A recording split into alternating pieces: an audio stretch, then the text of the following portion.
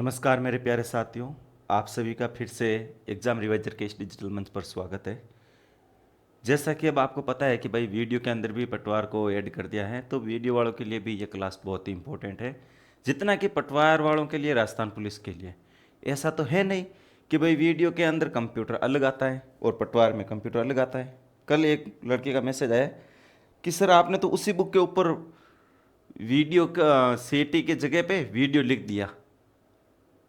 अरे मेरे प्यारे साथी, मेरे बावड़े भाई, तो मैं आपको ये बता देता हूँ कि कंप्यूटर है जो सब में एक ही है। राजस्थान की राजधानी जयपुर है, तो पटवार के एग्ज़ाम में जयपुर ही रहेगी और वीडियो के एग्ज़ाम में जयपुर रहेगी।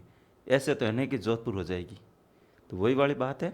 अब देखो, ये ई बुक है, कंप्यूटर की ई बुक है, जो आपके किसी भी एग्ज़ाम है मोस्ट इम्पोर्टेंट अपने राजस्थान के और फिर एसएससी के एग्ज़ाम के लिए मोस्ट इम्पोर्टेंट एग्ज़ाम है।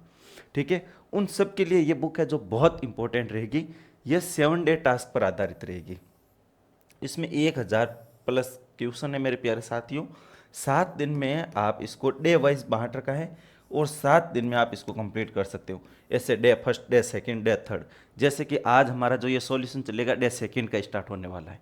तो ठीक है, इस तरह से आप इस बुक को बिल्कुल पूरा का पूरा 7 दिन में संपूर्ण सिलेबस को, जहाँ पर वर्ड, एक्सेल, पावर पॉइंट भी ऐड कर रखा है, इसको भी आप पढ़ सकते हो। कितने? सिर्फ और सिर्फ 7 दिन के अंदर मेरे प्यारे साथियों। तो अब देरी किस बात की? थोड़ा सा छोटा सा इन्वेस्टमेंट है, सिर्फ आपके फ्यूचर को देखते हुए 30 रुपये का इन्वेस्टमेंट है। 30 रुपये में आप इस बुक को मंगवा लो, आपकी बल्ले बल्ले है मेरे प्यारे साथियों। मात्र 30 रुपये में आपको पीडीएफ मिलेगी। ई बुक है ये, ठीक है ना? ई बुक है, पीडीएफ मिलेगी, प्रिंट निकाल के रख लो घर पर बढ़िया से। और फिर बुक के साथ में जैसे जैसे वीडियो है पढ़ते जाओ। 10-15 दिन में पूरा कंप्यूटर का सिलेबस कवर हो जाएगा आपके। कोई इतनी ज़्यादा फिक्र करने की ज़रूरत नहीं आपको, ठीक है ना? तो चलो, अब हम शुरुआत करते हैं हमारे पहले पर्सन की तरफ। पहला पर्सन है क्या? नहीं। आज जो हमारा लेक्चर है सेकंड, डे सेकंड है। डे सेकंड का है जो पहला पर्सन है 144 नंबर। इससे पहले हमने 143 कर लिया है। डे सेकंड की मोटिवेशन लाइन: लक्ष्य को पाने के लिए यदि आपने तन मन धन लगा दिया, यदि आपने लक्ष्य को पाने के लिए तन मन धन लगा दिया, तो यकीन मानो मेरे साथी, कुंडली के सितारे भी अपनी जगह बदल देते हैं। हकीकत बात है, अगर आपने अपने लक्ष्य को पाने के लिए सब कुछ लगा दिया है, तो यह सच बात है कि जो आपकी कुंडली के सितारे भी है ना, वो अपनी जगह बदल देंगे मेरे प्यारे साथियों। बोलते हैं ना किस्मत में लिखा नहीं। अरे किस्मत में क्या नहीं लिखा है, किस्मत में सब कुछ लिखा है, बस मेहनत की कमी है। आप मेहनत करते रहो, ठीक है ना? तो चलो भाई, पहला पर्सन आज का 144वें नंबर पर्सन से शुरुआत कर रहे हैं। ठीक है, मॉनिटर के डिस्प्ले आकार को कैसे मापा जाता है? भाई मान लो ये मेरा मॉनिटर है, इस मॉनिटर के डिस्प्ले आकार को कैसे मापेंगे? मान लो ये ऐसे एक मॉनिटर की डिस्प्ले होती है, इस डिस्प्ले को अपन कैसे मापते हैं ये बता रहा है, ठीक है ना? देखो ये मॉनिटर मेरा, अब इस डिस्प्ले आकार को कैसे मापेंगे? तो हॉरिजॉन्टली और ये वर्टिकली इस डिस्प्ले आकार को मापेंगे अपन यहाँ डायगोनली, विकर्ण के रूप में। यहाँ ऐसे इसके ऊपर विकर्ण होते हैं, इस विकर्ण के रूप में जो है डायगोनली हम इस डिस्प्ले के आकार को मापते हैं, ठीक है ना? ये ध्यान रख लेना। तो हॉरिजॉन्टली वर्टिकली नहीं है, केंद्र से सबसे दूर के कोने को नहीं, डायगोनली। ऑप्शन ए से जाएगा।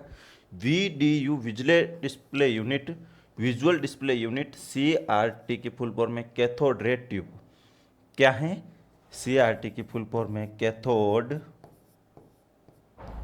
रे ट्यूब, ठीक है? ये ध्यान रख लेना।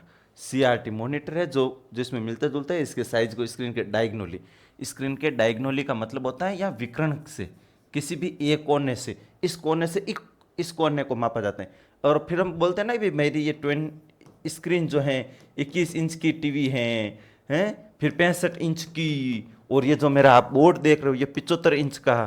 तो ये ना डायगोनली मापा जाता है, यहाँ से यहाँ तक कितने इंच हो रहे हैं, इसको बोलते हैं, ठीक है ना? समझ गए? अगला पर्सन देखो।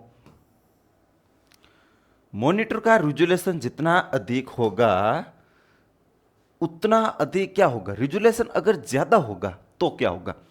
पिक्सल उतने ही अधिक होंगे, पिक्सल उतने अधिक होंगे, स्क्रीन कब साफ होगी? पिक्सल और अधिक अलग अलग हो जाते हैं, पिक्सल पास पास हो जाते हैं। बहुत बढ़िया पर्सन है इसमें। इसमें यह पूछ रखा है भाई मॉनिटर का रिजोल्यूशन आपका ज्यादा है, रिजोल्यूशन का मतलब क्या होता है, मॉनिटर की क्वालिटी बता रहा है कि भाई मॉनिटर की क्वालिटी कितनी अच्छी है, मॉनिटर की क्वालिटी कितनी अच्छी है उसके बारे में ये बता रहा है। तो उसका क्या होगा,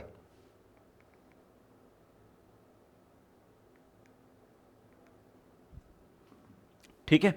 तो देखो रिजोल्यूशन जितना अधिक होगा, समझो आपके पिक्चर जो हैं, मान लो आपके पास में ये एक मॉनिटर है, इस मॉनिटर के अंदर आपके पिक्चर डॉट से मिलकर बनी होती है, ऐसे ये ऐसे जो डॉट होते हैं ना, इन डॉट से मिलकर क्या बनी होती है, पिक्चर बनी होती है। अब मान लो ये मैंने कुछ लिखा है, ये आपको कुछ समझ में आ रहा है क्या लिखा हुआ, कुछ नहीं लिखा हुआ, मतलब क्या है, आप सोचोगे यार इमेज तो है, कुछ तो सिंबल बन रहा है, धुंधला धुंधला बन रहा है। अब मैं इनमें डॉट की संख्या बढ़ा देता हूं, पिक्सल को और पास पास कर देता हूं। मान लो यहां कर दिया मैंने, ये पिक्सल यहां, फिर यहां, फिर यहां, फिर यहां, फिर यहां। अब आप बोलोगे सर हाँ सर कुछ तो बन रहा है, क्या बन रहा है, आप बोलोगे सर ए का सिंबल बन रहा है, क्या बोलोगे ए बन रहा है, मतलब क्या, पिक्सल और पास पास हो गए, मतलब इसका क्या हो गया, रिजोल्यूशन अच्छा हो गया, रिजोल्यूशन क्या हो गया और अच्छा हो गया, अच्छी क्वालिटी हो गई, इसमें गुणवत्ता इंक्रीज हो गई। तो क्या रिजोल्यूशन अच्छा कब होता है, जब पिक्सल क्या होता है, पास पास आ जाते हैं ऐसे, तो रिजोल्यूशन और अच्छा हो जाता है। तो देखो पिक्सल उतने ही अधिक होंगे, ठीक है, ये भी बात सही है, रिजोल्यूशन जितना अधिक होगा पिक्सल उतने ही ज्यादा होंगे, ठीक है। स्क्रीन कम साफ होगी, ये तो गलत है, ये भी गलत है, पिक्सल पास पास हो जाते हैं, मतलब रिजोल्यूशन जितना अधिक होगा ना, ये पिक्चर उतनी भी पास पास हो जाएगी। तो इसका सही ऑप्शन डी जाएगा, ठीक है। चलो अगला प्रश्न देखो, कंप्यूटर मॉनिटर को वीडीयू भी कहा जाता है, वीडीयू का अर्थ है, मैंने आपको बताया था कंप्यूटर का जो मॉनिटर होता है उसे क्या बोला जाता है, वीडीयू बोला जाता है। अब वीडीयू की फुल फॉर्म क्या है ये आप देखो, मैंने आपको 2-3 पहले प्रश्न थे उसमें बताया था। अभी मेरा टारगेट है 60 मिनट में 60% करवाने का, तो थोड़ा मैं स्पीड से चलूंगा, ठीक है। मैं आपके कैमरे के सामने देखूंगा नहीं, मेरे को बोर्ड पे बताना है, समझाना है बस, ठीक है ना। कैमरे को आप देखो, वीडीयू डिस्प्ले यूनिट को बोला जाता है, इसकी फुल फॉर्म में विजुअल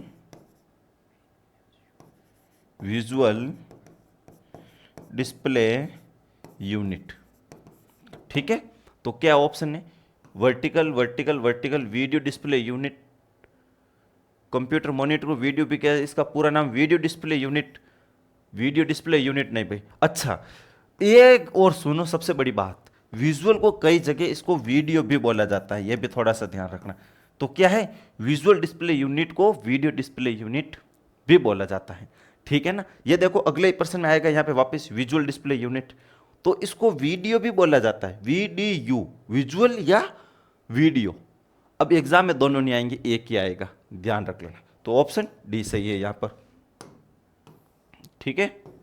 आगे देखो, कंप्यूटर मॉनिटर को किस नाम से जाना जाता है, कंप्यूटर मॉनिटर को अभी हमने चर्चा की है, वीडीयू, विजुअल डिस्प्ले यूनिट के नाम से जाना जाता है। एक ऐसा डिवाइस है जो कंप्यूटर या इलेक्ट्रॉनिक डिवाइस द्वारा उत्पन्न ग्राफिक्स को प्रदर्शित करता है, किसको करता है, डिस्प्ले में हमें क्या दिखता है, ग्राफिक्स दिखता है, तो ग्राफिक्स को क्या करता है, प्रदर्शित करता है, ठीक है। चलो अगला प्रश्न, निम्न में से कौन सा आउटपुट डिवाइस नहीं है, क्या बताना अपने को, आउटपुट डिवाइस नहीं है वो बताना अपने को।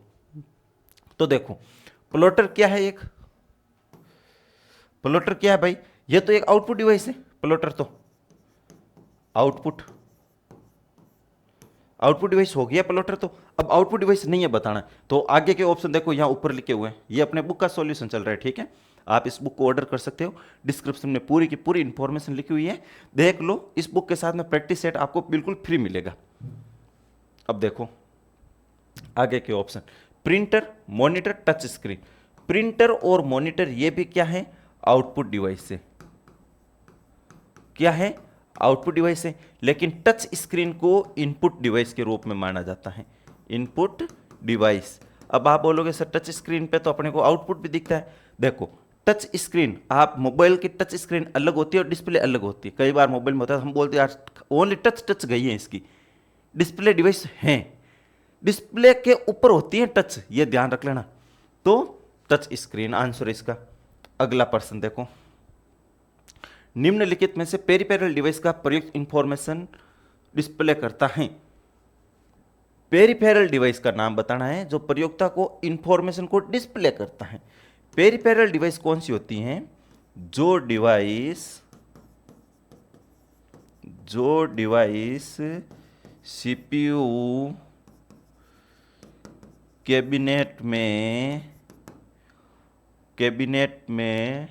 सीपीयू कैबिनेट से बाहर किसी पोर्ट के द्वारा लगाई जाती हैं। मान लो सीपीयू का जो आपके पास में कैबिनेट है, उस सीपीयू के कैबिनेट के ऊपर आप किसी पोर्ट के द्वारा कोई भी दूसरी डिवाइस इंस्टॉल करते हो, लगाते हो, तो उसको क्या बोलते हैं? Peripheral device. ठीक है, जो कंप्यूटर के बाहर होते हैं, जो एक्सटर्नल हार्डवेयर होते हैं, जो अलग से लगाते हैं। पेरिफेरल डिवाइस में इनपुट और आउटपुट आते हैं। इसने पूछा पेरिफेरल डिवाइस में इंफॉर्मेशन डिस्प्ले कौन करता है? तो मॉनिटर करता है आपका। ठीक है ना, कौन करता है? मॉनिटर करता है। अगला प्रश्न देखो, निम्नलिखित विकल्पों में से पेरिफेरल डिवाइस की पहचान करें। मैंने आपको क्या बताया? पेरिफेरल डिवाइस क्या होता है? जो कंप्यूटर कैबिनेट के बाहर की तरफ लगाया जाता है, कंप्यूटर कैबिनेट में बाहर लगा होता है, उसको क्या बोलते हैं भाई? पेरिफेरल बोलते हैं कि नहीं बोलते हैं? बताओ भाई, बोलते हैं ना?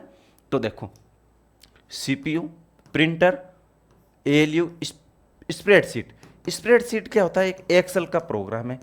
एक्सेल के अंदर जो सीट बनती है उसको स्प्रेडशीट बोलते हैं, सॉरी, स्प्रेडशीट बोलते हैं एक्सेल में। और एक्सेल क्या है? एक एप्लीकेशन सॉफ्टवेयर है। ठीक है, एक्सेल एप्लीकेशन सॉफ्टवेयर हो गया। एएलयू क्या है? तो ये एक अर्थमेटिक लॉजिकल यूनिट होती है, ये भी ध्यान रखना। फिर आपका आता है प्रिंटर क्या होता है? प्रिंट निकालने के लिए काम में आता है। सीपीयू, सेंट्रल प्रोसेसिंग यूनिट, जो प्रोसेसिंग की एक इकाई है। किसके लिए एक है? प्रोसेसिंग यूनिट है, यह ध्यान रख लेना। प्रिंटर क्या होते हैं? कि सॉफ्ट कॉपी को किस में? हार्ड कॉपी में बदलते हैं, यह ध्यान रख लेना। ठीक है,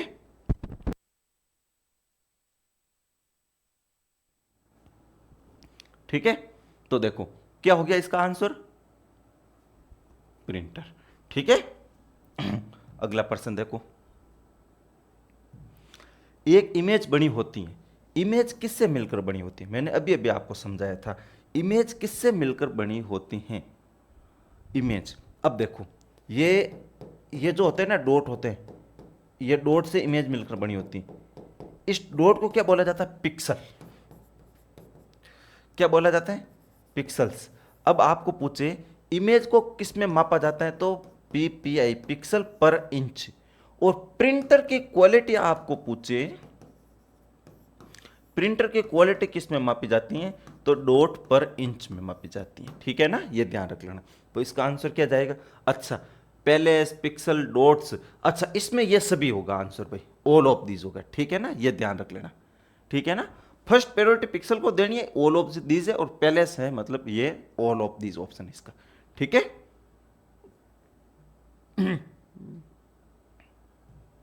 देखो, जब कोई अन्य एप्लीकेशन नहीं चल रहा हो तो मॉनिटर पर डिफॉल्ट स्क्रीन कहलाती है।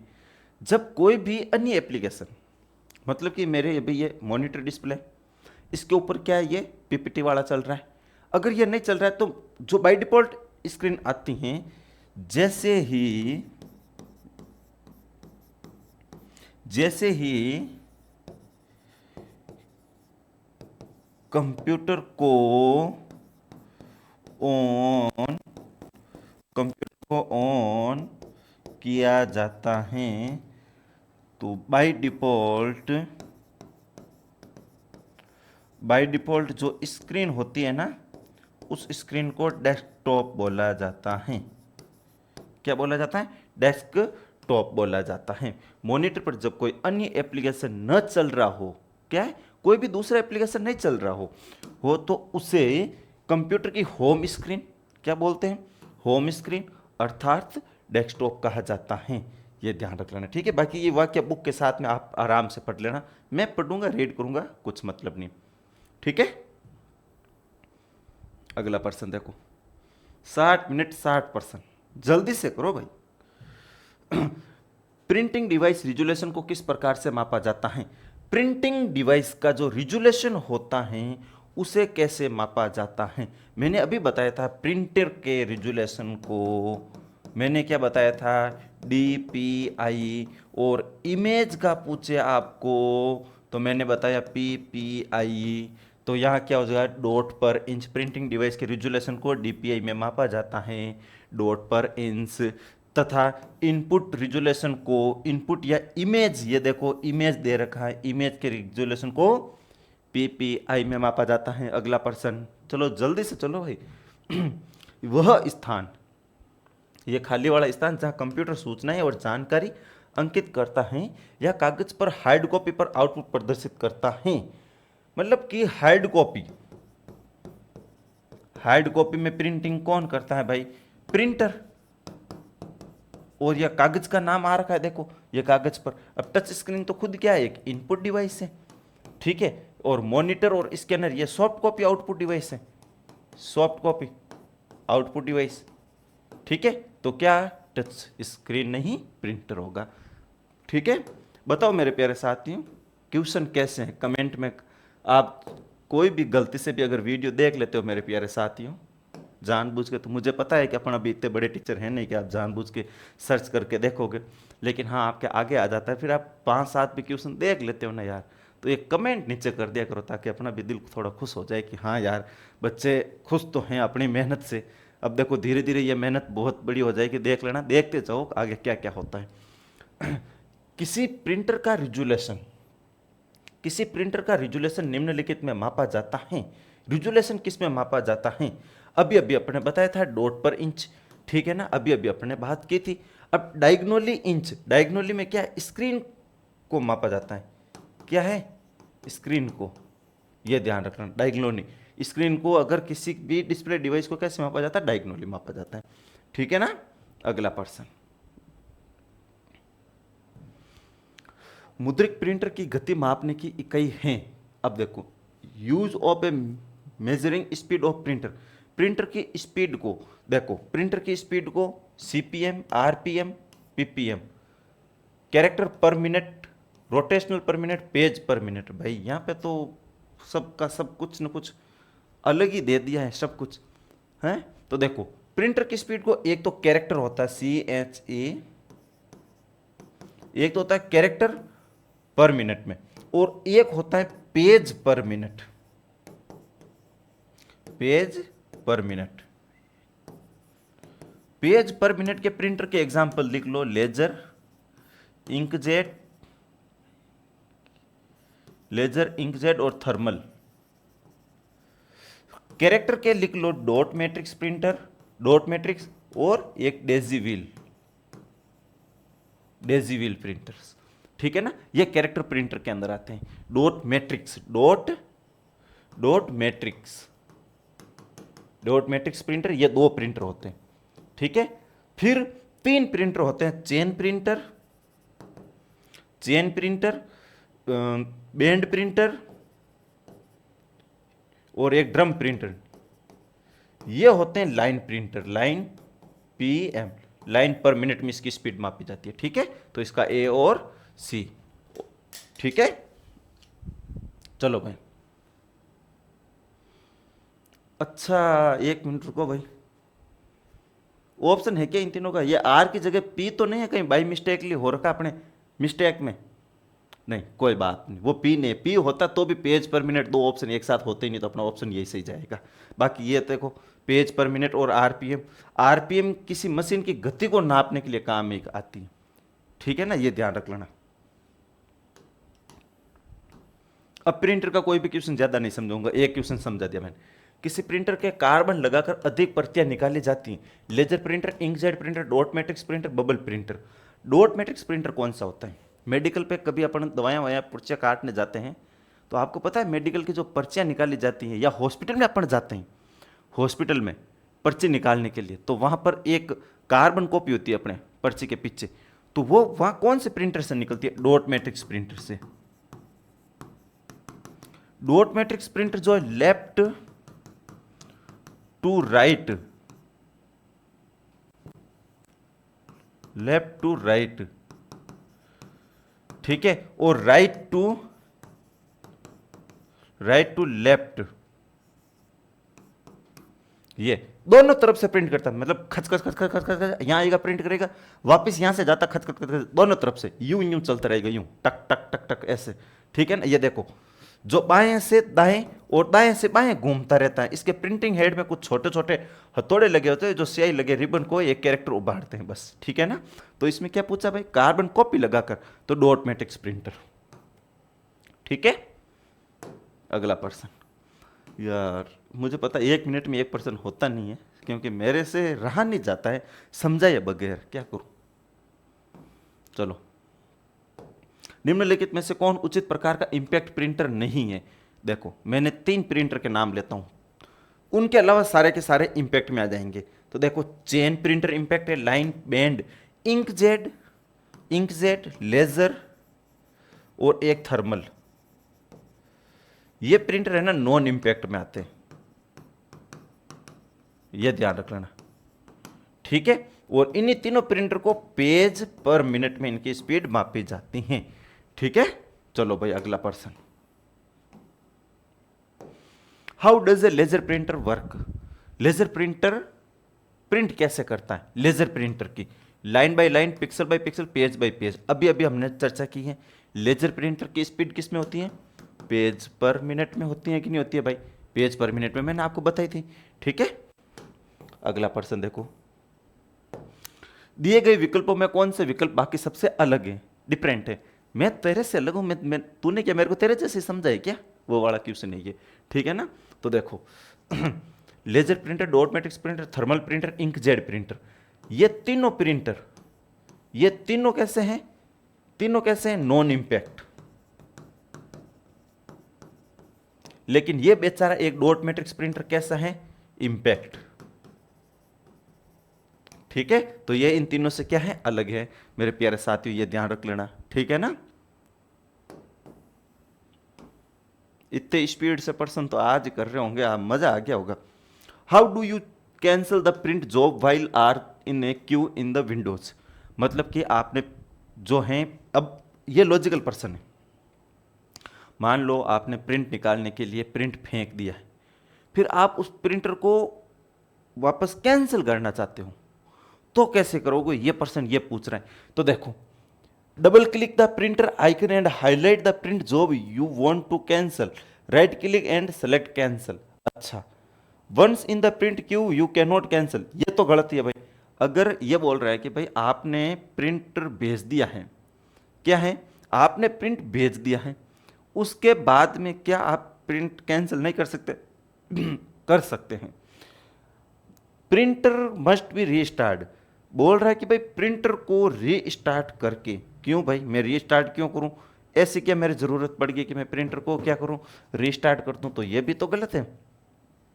फिर है डिस्कनेक्ट द प्रिंटर केबल, ये भी तो गलत है। ऑप्शन ऐसे ही काटो ना, कट कट कट कट करना सीखो, ऑप्शन ए सही ऑप्शन जाएगा यहां पे, ठीक है।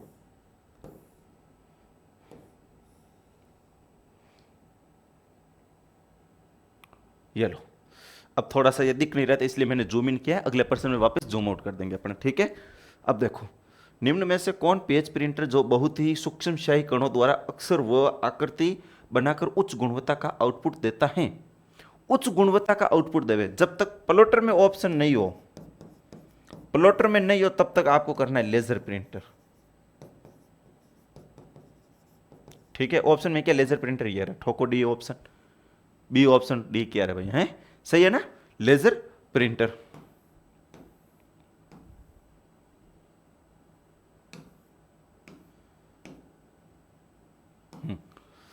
क्वेश्चन नंबर 163 नंबर, कंप्यूटर आवरण केस के पीछे निम्नलिखित में से क्या होता है। कंप्यूटर का आवरण जो होता है केस होता है, मैंने आपको पहले भी बताया था, उसको सीपीयू नहीं बोलना है, कंप्यूटर केस बोलना है, कैबिनेट बोलना है, या कंप्यूटर का बॉक्स बोलना है, लेकिन क्या नहीं बोलना है, कंप्यूटर का आवरण नहीं बोलना है। तो देखो, DVD drive, floppy drive, zip drive, parallel या प्रिंटर पोर्ट, वाह वाह वाह वाह वाह, प्रिंटर पैरेलल या प्रिंटर पोर्ट होता है, जिप ड्राइव होता है, फ्लॉपी ड्राइव होता है, या डीवीडी ड्राइव होता है।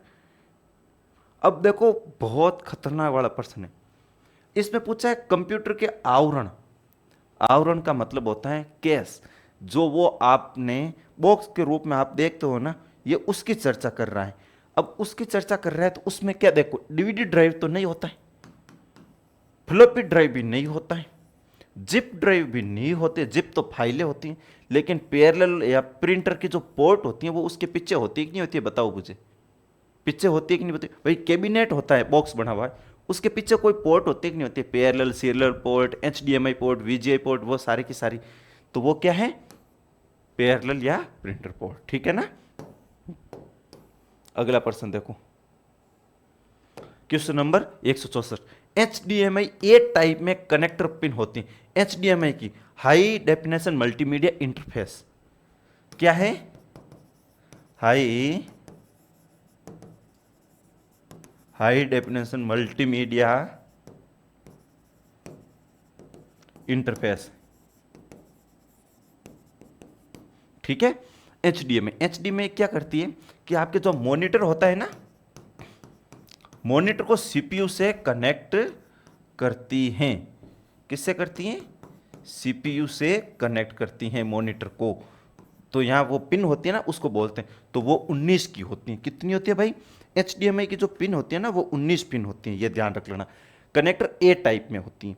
इसकी थोड़ी सी व्याख्या देखो, एचडीएमआई एक प्रोस्पेटरी ऑडियो वीडियो इंटरफेस होता है, ठीक है, इंटरफेस प्रोवाइड करवाता है भाई यहाँ से, जो एक एक uncompressed computer data, video, projector, digital television, audio वगैरह डिवाइस इन डिस्प्ले सारी को क्या करता है, एचडीएमआई के रूप में अनुरूप स्रोत से डिवाइस को कंप्रेस्ड और वीडियो डेटा प्रोवाइड करवाता है। ये देखो नीचे देखो, इसमें ए टाइप में क्या होती है, 19 पिन होती है कि नहीं होती है भाई, तो ए टाइप में 19 पिन होती है। चलो अगला प्रश्न, निम्न में से कौन सा, एक मिनट रुको भाई,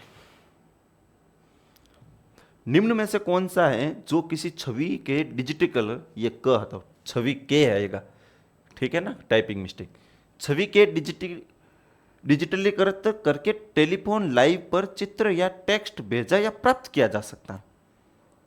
अच्छा समझ गया मैं, तो इस प्रश्न को आप समझे कि नहीं समझे, देखो ये बोल रहा है कि भाई आपके पास में कोई छवि है जिसको क्या है, टेलीफोन लाइन पर, टेलीफोन लाइन से, अपन नहीं बोलते गवर्नमेंट इस सेक्टर में जो होते हैं, किसी भी कर्मचारी को मैसेज भेजा जाता है तो कैसे भेजा जाता है, फैक्स से भेजा जाता है। फैक्स मशीन होती है कि नहीं होती है, फैक्स मशीन इनपुट और आउटपुट दोनों टाइप की मशीन होती है। तो यहाँ पर बात हो रही है फैक्स मशीन की। प्लॉटर तो प्रिंटर करने के लिए काम आता है, साउंड गार्ड इन ऑडियो साउंड देने के लिए, मॉनिटर डिस्प्ले डिवाइस हो गया, तो क्या है फैक्स मशीन। फैक्स मशीन ऐसा उपकरण है जिसका इस्तेमाल डॉक्यूमेंट को डिजिटल रूप में भेजने के लिए तथा टेलीफोन लाइन के माध्यम से टेक्स्ट को भेजा जाता है। इसका व्यावसायिक उपयोग 1865 में हुआ था। यह भी थोड़ा सा क्या रखना है मेरे प्यारे साथी, ध्यान रख लेना, ठीक है ना, ये ठीक है। अगला प्रश्न देखो, कंप्यूटर मॉनिटर को जाना जाता है, 10 बार क्वेश्चन आ गया है। अब देखो थोड़ा सा रिपीटेड ज्यादा प्रश्न है भाई, इस प्रश्न पे थोड़ी सी मैं माफी चाहूंगा, कई बार ये आ गया है प्रश्न, विजुअल डिस्प्ले यूनिट, ठीक है। ये लो भाई, यहाँ पे इस प्रश्न को इसलिए डाला है क्योंकि ये आपको है ना, देखो सीआरटी मॉनिटर और LCD monitor, liquid crystal display, इन दोनों मॉनिटर, ये दोनों क्या मॉनिटर के टाइप्स होते हैं। एक और हैगा एलईडी होगा, यहाँ पे देखो व्याख्या में, ये देखो एलईडी और क्यू एलईडी, क्वांटम एलईडी, ये क्या है मॉनिटर के टाइप्स हैं। अगला प्रश्न देखो, अब मेमोरी के रिलेटेड प्रश्न आएंगे आपके भाई, मेमोरी के रिलेटेड प्रश्न आएंगे आपके, ठीक है ना। देखो बिजली बंद करने पर आसानी से डेटा खो देने वाली मेमोरी के प्रकार को वर्गीकृत किया जाता है। जब लाइट चली जाती है तब आपका डेटा क्या होता है, नष्ट हो जाता है। उस मेमोरी को क्या बोलते हैं, वोलेटाइल या नॉन वोलेटाइल। देखो एक होते हैं स्थायी मेमोरी, एक होते हैं अस्थायी। अस्थायी में आएगा आपका वोलेटाइल और स्थायी में आएगा नॉन वोलेटाइल, ये ध्यान रख लेना। तो अब यहां पे क्या पूछ रहा है भाई, स्थायी में क्या होता है, बिजली जाएगी चाहे बिजली आएगी कुछ भी होगा, अपना डेटा हमेशा रहेगा। अस्थायी में क्या है, डेटा नष्ट हो जाएगा। तो अपने को वॉलेटाइल करना है क्या, यहाँ पे बिजली बंद करने पर आसानी से डेटा खो देने वाली वॉलेटाइल मेमोरी होती है, अस्थायी वॉलेटाइल मेमोरी होती हैं।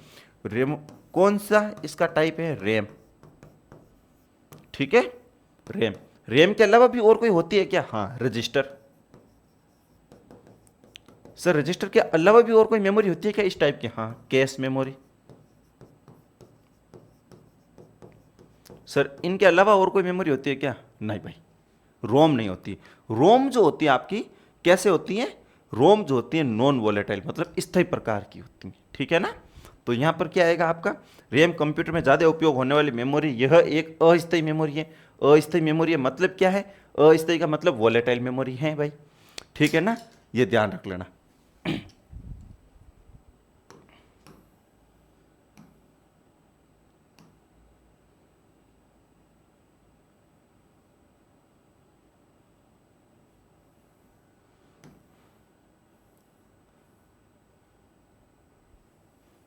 अगला प्रश्न 168। थोड़ा सा पीडीएफ से पढ़ना थोड़ा सा मुश्किल होता है, समझ में नहीं आता है कहाँ से जूम इन करें कहाँ से जूम आउट करें। अब देखो इस प्रश्न को, which of the following is an example of primary memory device. देखो मेरे प्यारे हमदर्द, प्राइमरी मेमोरी का आपसे पूछे, सबसे पहले रैम करना है। रैम में भी प्राइमरी मेमोरी पूछे आपको तो करना है D RAM. D RAM, RAM के टू टाइप्स होते हैं, एस रैम और डी रैम। ठीक है, डी रैम का मतलब होता है dynamic, dynamic random access memory. S का होता है स्टैटिक। इसको रिफ्रेश करने की जरूरत पड़ती है। ले भाई क्या ही हो गया, मेरा पूरा मीटर गया यहां से। इसको क्या होती है, रिफ्रेश करने की आवश्यकता होती है, रिफ्रेश करने की आवश्यकता होती है। तो इसमें क्या है भाई, प्राइमरी मेमोरी का उदाहरण यूएसबी फ्लैश, हार्ड ड्राइव या नहीं, ये होगी रैम। ठीक है, रैम क्या है, प्राइमरी मेमोरी का एग्जाम्पल होती है।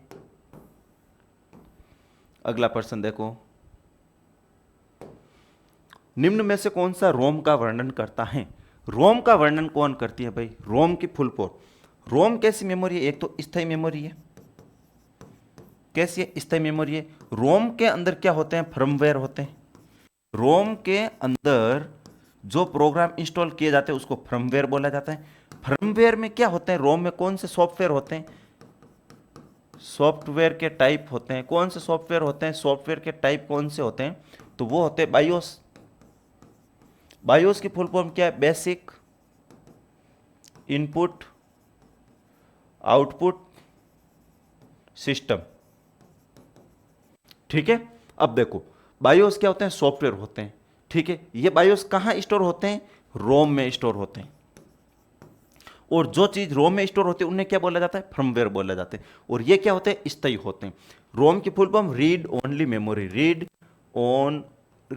ओनली मेमोरी, ये रहा ऑप्शन ए सही जाएगा। ठीक है ना चलो अगला प्रश्न,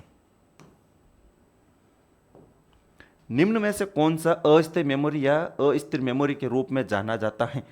अस्थायी, अस्थायी का मतलब क्या हो गया भाई, अस्थायी का मतलब क्या है, जो स्थायी नहीं है, जिसमें डेटा बिजली नहीं आने पर डेटा नष्ट हो जाता है। और ऐसी मेमोरी का नाम बताया था मैंने, रैम। रैम है क्या ऑप्शन में, ये रहा रैम। ठीक है ना, रोम, ब्लू रे डिस्क, हार्ड डिस्क, ये दोनों सेकेंडरी डिवाइसेज है। कैसी हैं, सेकेंडरी डिवाइसेज है, सेकेंडरी डिवाइस है। यह भी ध्यान रखना आपको, रोम रीड ओनली मेमोरी, स्थायी मेमोरी होती है। मेमोरी ये तीनों स्थायी होती है, यह भी ध्यान रखना है। अगला प्रश्न, निम्नलिखित में से कौन एक प्राइमरी स्टोरेज डिवाइस है। हार्ड डिस्क तो नहीं है। देखो प्राइमरी स्टोरेज पूछा है, हार्ड डिस्क तो नहीं है। ये हार्ड डिस्क तो नहीं है, तो इसका जो है अगले का देखते हैं अपन। अगले आगे क्या, थोड़ा जूम इन करता हूं मैं। देखो हार्ड डिस्क नहीं है तो क्या होगा, क्या पूछा है, प्राइमरी मेमोरी स्टोरेज पूछा है। प्राइमरी मेमोरी में रैम आती है, रैंडम एक्सेस मेमोरी, ये रैम की फुल फॉर्म है भाई। ठीक है ना, रैम की फुल फॉर्म क्या होती है, रैंडम एक्सेस मेमोरी, ये ध्यान रख लेना। स्पीड से चल रहा हूँ नहीं चल रहा हूँ बताओ, आज कमेंट करके बताना भाई। क्लास आप जो भी देख रहे हो ना भाई, आपसे दिल से रिक्वेस्ट है यार, कमेंट जरूर कर दिया करो लास्ट में कि यार क्लास कैसे लग रही है। चुपके से क्लास तो देख लेते हो लेकिन यार कमेंट नहीं कर पाते हो।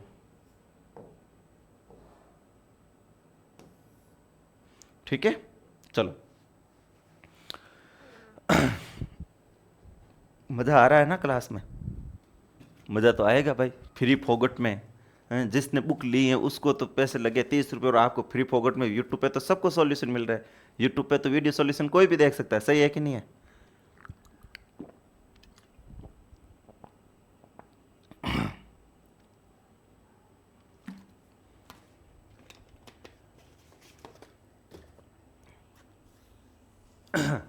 चलो भाई, अब आगे चलते हैं अपन। निम्नलिखित में से कौन सा शब्द समूह प्राथमिक स्टोरेज डिवाइस जैसे रैम की विशेषताओं का सबसे अच्छा वर्णन करता है? रैम, रैम की बात हो रही है। रैम चीप होती है, ठीक है। नॉन वोलेटाइल, नॉन वोलेटाइल का मतलब स्थायी होती है क्या? नहीं, ठीक है। वोलेटाइल, ठीक है। एक्सपेंसिव होती हैं, ठीक है। स्लो एक्सेस होती है क्या? नहीं। एक्सपेंसिव होती है, वोलेटाइल होती है, फास्ट एक्सेस, ठीक है। फास्ट एक्सेस, नॉन वोलेटाइल का मतलब स्थायी नहीं। तो क्या है? वोलेटाइल होती हैं, फास्ट एक्सेस होती हैं, और क्या होती है? एक्सपेंसिव भी होती हैं। चलो इसकी भाई मैं आपको थ्योरी पढ़ाऊंगा, इसकी जो है ना व्याख्या जरूर बताऊं, क्योंकि अच्छी खासी व्याख्या है इसकी। ये लो, रैम की पूरी व्याख्या यही हो जाएगी। रैम, रैम की फुल फॉर्म होती है रैंडम एक्सेस मेमोरी, संक्षिप्त रूप है। यह एक इंटरनल मेमोरी है। कैसी है? इंटरनल का मतलब होता है आंतरिक, ठीक है।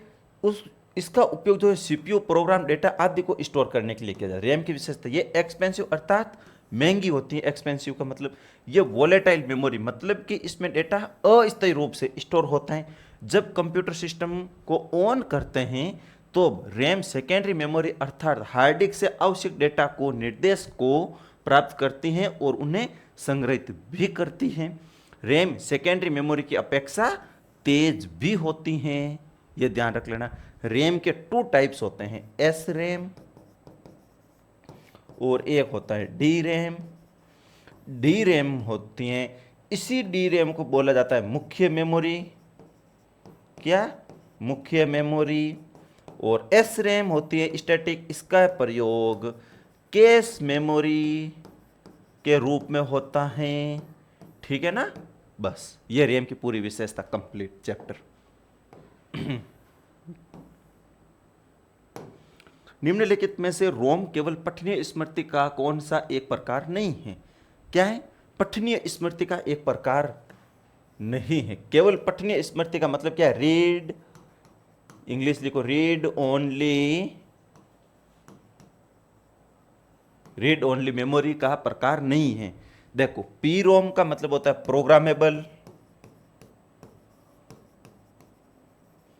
Programmable read only, only memory, ठीक है। डबल ईपी रोम का मतलब होता है erasable, erasable programmable read only memory, ठीक है। डी रोम ऐसा कोई नहीं होता है। डबल ईपी रोम का होता है electrically, electrically erasable, erasable programmable, programmable read only memory रोम, ठीक है। ये सब की मैंने आपको फुल फॉर्म बता दी है, लिख लेना। डी रोम ऐसी नहीं होती है, डी रैम होती है। वो क्या होती हैं? डी रैम होती हैं, ठीक है ना। चलो भाई, इसकी भी थोड़ी सी व्याख्या देख लो। ये लो, रोम के टाइप, प्रोग्रामेबल रोम होती है, इरेजेबल एंड प्रोग्रामेबल रोम होती है, इलेक्ट्रिकली इरेजेबल एंड प्रोग्रामेबल रोम होती है। एक होती है एम रोम भी होती है, वो भी एक नाम लिख लो भाई, भूल नहीं जाओ कहीं। एम रोम, इसको बोलते हैं maskable, maskable read only memory, maskable read only memory, M ROM होती है एक और, ठीक है। चलो भाई,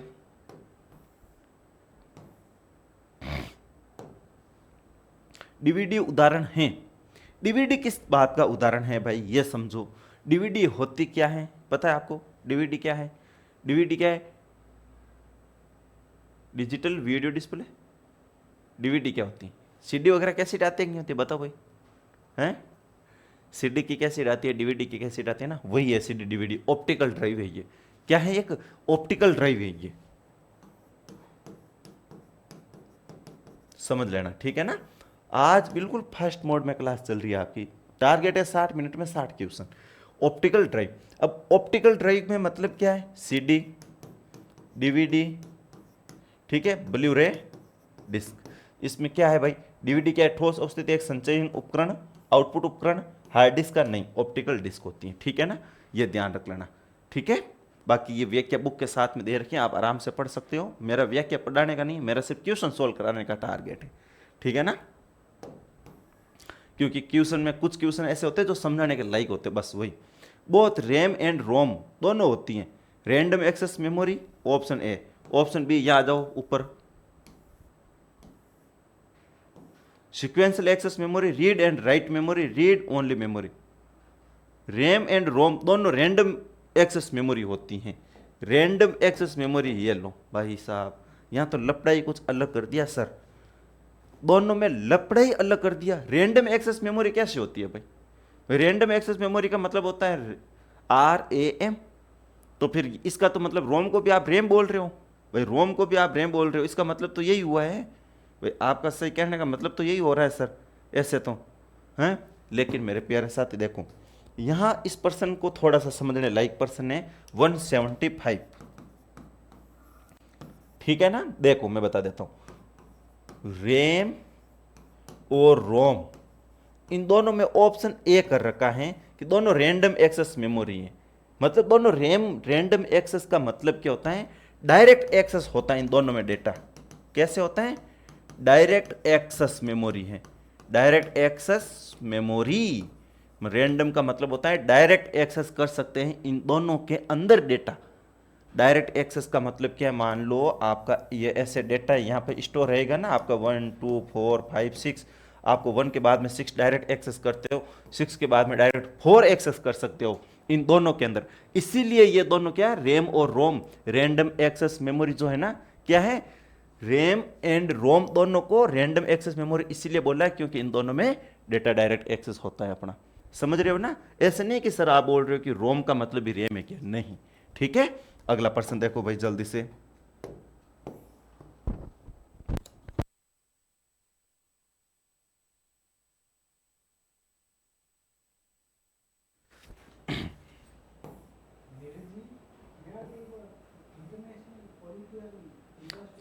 अगला प्रश्न देखो भाई, अगला प्रश्न थोड़ा बड़ा ज्यादा है, इसको छोटा करना पड़ेगा।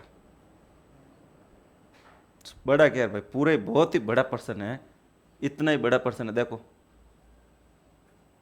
हाँ, अब आ गया अपने यहाँ पे।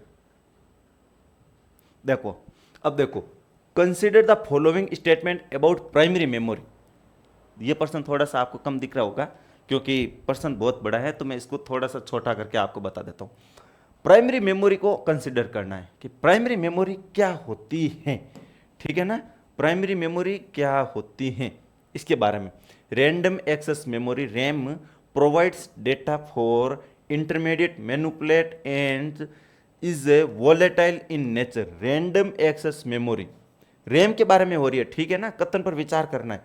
रैम त्वरित गणना है तो आंकड़े प्रदान करती हैं तथा शीघ्र वाष्पशील प्रकृति की है, मतलब कि वोलेटाइल का मतलब होता है अस्थायी मेमोरी है, बात सही है इसकी। फिर है पी रोम की बात हो रही है, ठीक है ना। It is a non volatile in nature. Non volatile का मतलब होता है स्थायी मेमोरी होती है, सही है बात।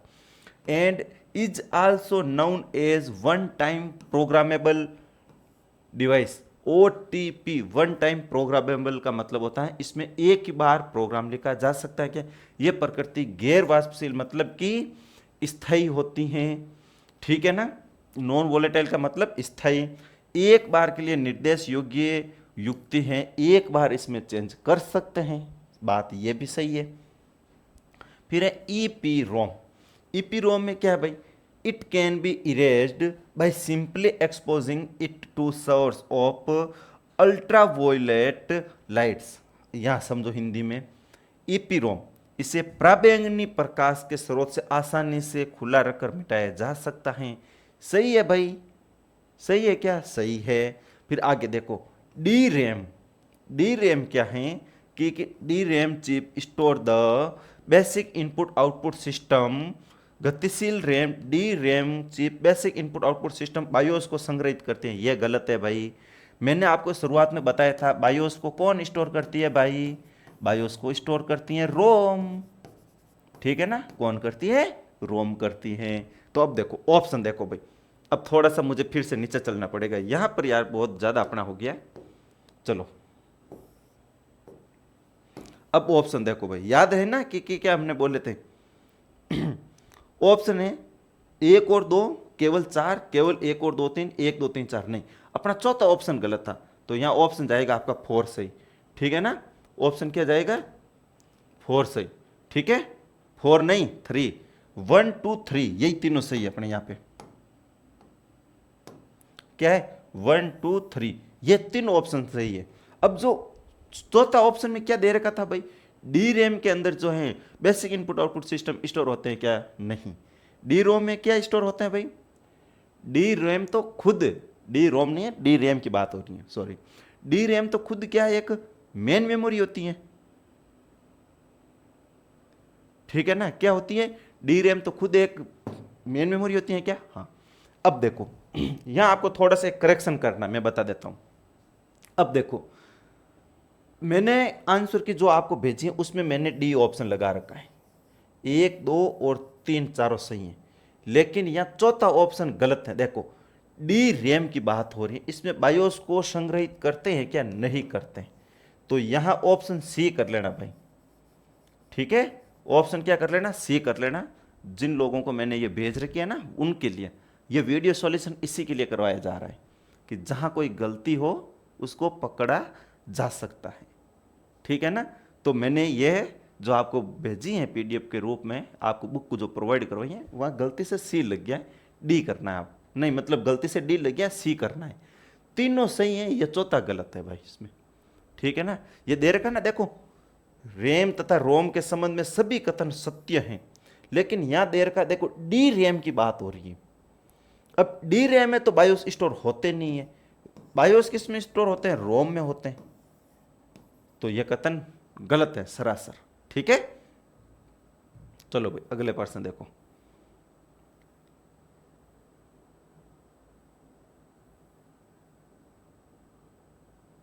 ये लो अगर आप पुस्तक बुक पढ़ रहे हो, बाद में भी कभी भी पढ़ रहे हो मेरे प्यारे साथियों, कहीं पे भी किसी को डाउट आवे तो वीडियो सॉल्यूशन जरूर देख लेना। वीडियो सॉल्यूशन में कुछ बातें सही बता रखी हैं। ठीक है ना? जो टाइपिंग मिस्टेक हो जाती हैं तो वो बात यहां देख लेना। ठीक है? चलो, रजिस्टर में इंस्ट्रक्शन या स्टोरेज हो सकता है लेकिन डेटा नहीं हो सकता है। रजिस्टर में इंस्ट्रक्शन या स्टोरेज एड्रेस हो सकते हैं लेकिन डेटा नहीं हो सकता है। इसमें भी कथन गलत और सही मानना अपने को देखना है। कैश मेमोरी बहुत तेजी से कार्य करती है लेकिन इसकी क्षमता कम होती है। ठीक है? रीड ओनली मेमोरी के मेमोरी चिप में basic input output system store होते हैं। ये देखो रोम आ गए ना, बेसिक इनपुट आउटपुट सिस्टम रोम में होते हैं, 100% सही है। पिछले पर्सन में गलत था, यह सही है। इंटरनल मेमोरी की स्टोरेज क्षमता कम होती है और ये परिवर्तनशील होती है, परिवर्तनशील होती है भाई, ये भी सही है। अब देखो इसमें ऑप्शन क्या है, इसको भी मैं थोड़ा सा छोटा करना चाहूंगा क्योंकि नीचे अपने को बहुत कुछ जानना है इसके बारे में। ये लो अब सही है। तो देखो अब इनमें एक एक के ऊपर वापस चर्चा करो। ठीक है? क्या देखना अपने को?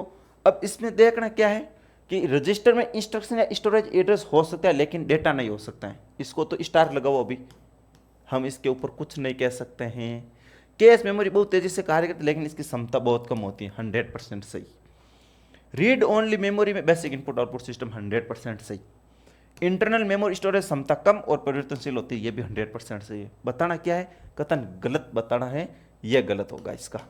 ठीक है? मतलब डेटा को भी स्टोर कर सकता है। डेटा का मतलब क्या? इंटरमीडिएट जो रिजल्ट होता है ना वो भी एक डेटा ही तो है। एक रजिस्टर का नाम होता है एक्यूमुलेटर रजिस्टर।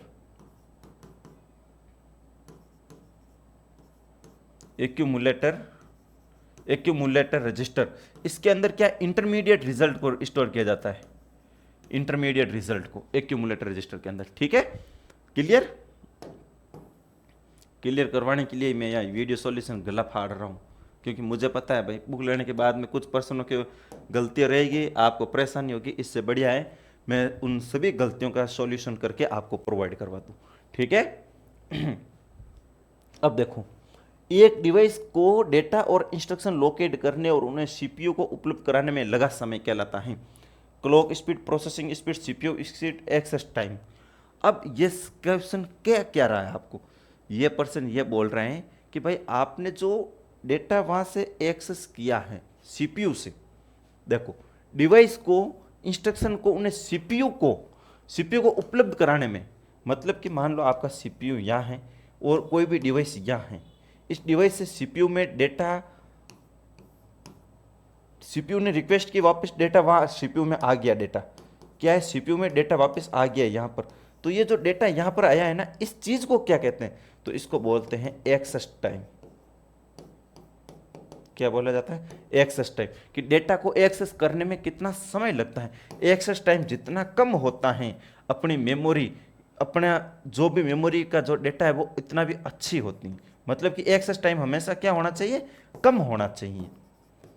ठीक है, तो क्या है एक्सेस टाइम, इसका आंसर जाएगा भाई। लो भाई अगला पर्सन देखो,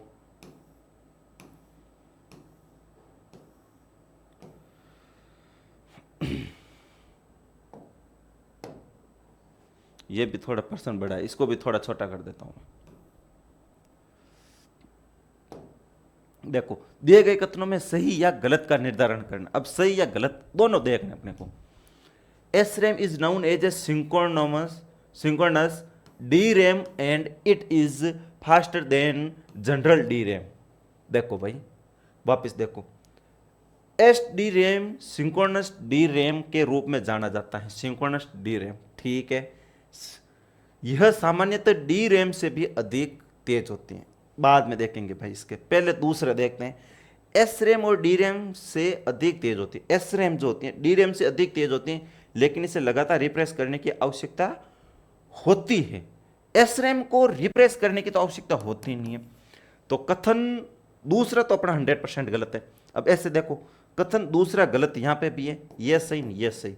अब देखो, इसमें कथन पहला गलत और इसमें कथन पहला सही बता रहा है। अब देखो, एक समझने की चीज है, SD जो रैम ये पार्ट है, ये किसका पार्ट है, SD रैम, ये जो है ना डी रैम का पार्ट है।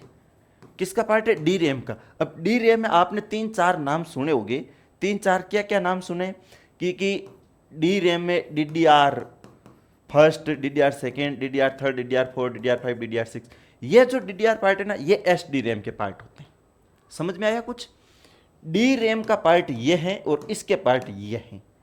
तो ये बोल रहा है भाई सिंक्रोनस डायनेमिक रैम होती है, भाई सही है, और डी रैम से अधिक तेज होते हैं, ये बात भी इसकी सही है। तो पहला सही कहाँ गया, पहला ये रहा, पहला सही दूसरा गलत, ऑप्शन ए जाएगा। ठीक है, ये पूरी व्याख्या है, पढ़ लेना। पहला कथन सत्य तथा दूसरा असत्य है। ठीक है, निम्नलिखित में से किस श्रेणी के रैम को निरंतर रिप्रेस करने की आवश्यकता होती है। निरंतर रिप्रेस करने की आवश्यकता, लो भाई ये थोड़ा सा और यहाँ पे टाइपिंग की बहुत कमी रह गई, इसको थोड़ा सा यहाँ कर लेना। ठीक है ना, क्या कर लेना, यहाँ कर लेना। तो इसका जो डी रैम से जाएगा, केवल एक जाएगा। ठीक है ना, डी रैम को क्या रिप्रेस करने की आवश्यकता होती है। इसकी थोड़ी सी ये पढ़ लो भाई, पढ़ना चाहो तो, क्योंकि थोड़ी इंपॉर्टेंट है। एक DRAM स्टोरेज सेल इस मायने में गतिशील है कि कैपेसिटर से चार्ज लीक की भरपाई के लिए इसे हर कुछ मिलीसेकेंड में रिप्रेस करना या नया इलेक्ट्रॉनिक चार्ज देने की आवश्यकता होती है। SDRAM चिप्स में प्रत्येक चिप मेमोरी को बैंकों में विभाजित किया जाता है जो समांतर रिप्रेस होते रहते हैं, अर्थात समय की बचत करते हैं। अर्थात दोनों श्रेणी की रैम को निरंतर रिप्रेस करने की आवश्यकता होती है। SDRAM की बात हो रही है यहाँ पे। अब खाली SRAM होता ना, इसको तो रिप्रेस करने की जरूरत नहीं होती, लेकिन SDRAM को रिप्रेस करने की जरूरत होती है, और DRAM को भी होती है भाई। ठीक है ना, तो भाई अब वापस देखो इसको, यहां किसके बारे में पूछा है अपने को? सिर्फ रैम के बारे में पूछा है। रैम को निरंतर रिफ्रेश करने की आवश्यकता होती है, डी रैम सही है, और S RAM, S D RAM ये भी सही है। हमें यहाँ रैम के बारे में देखना है, तो ऑप्शन 1 और 2 दोनों सही है इसके। ऑप्शन 1 और 2 दोनों सही है इसके, ठीक है ना, ये ध्यान रख लेना।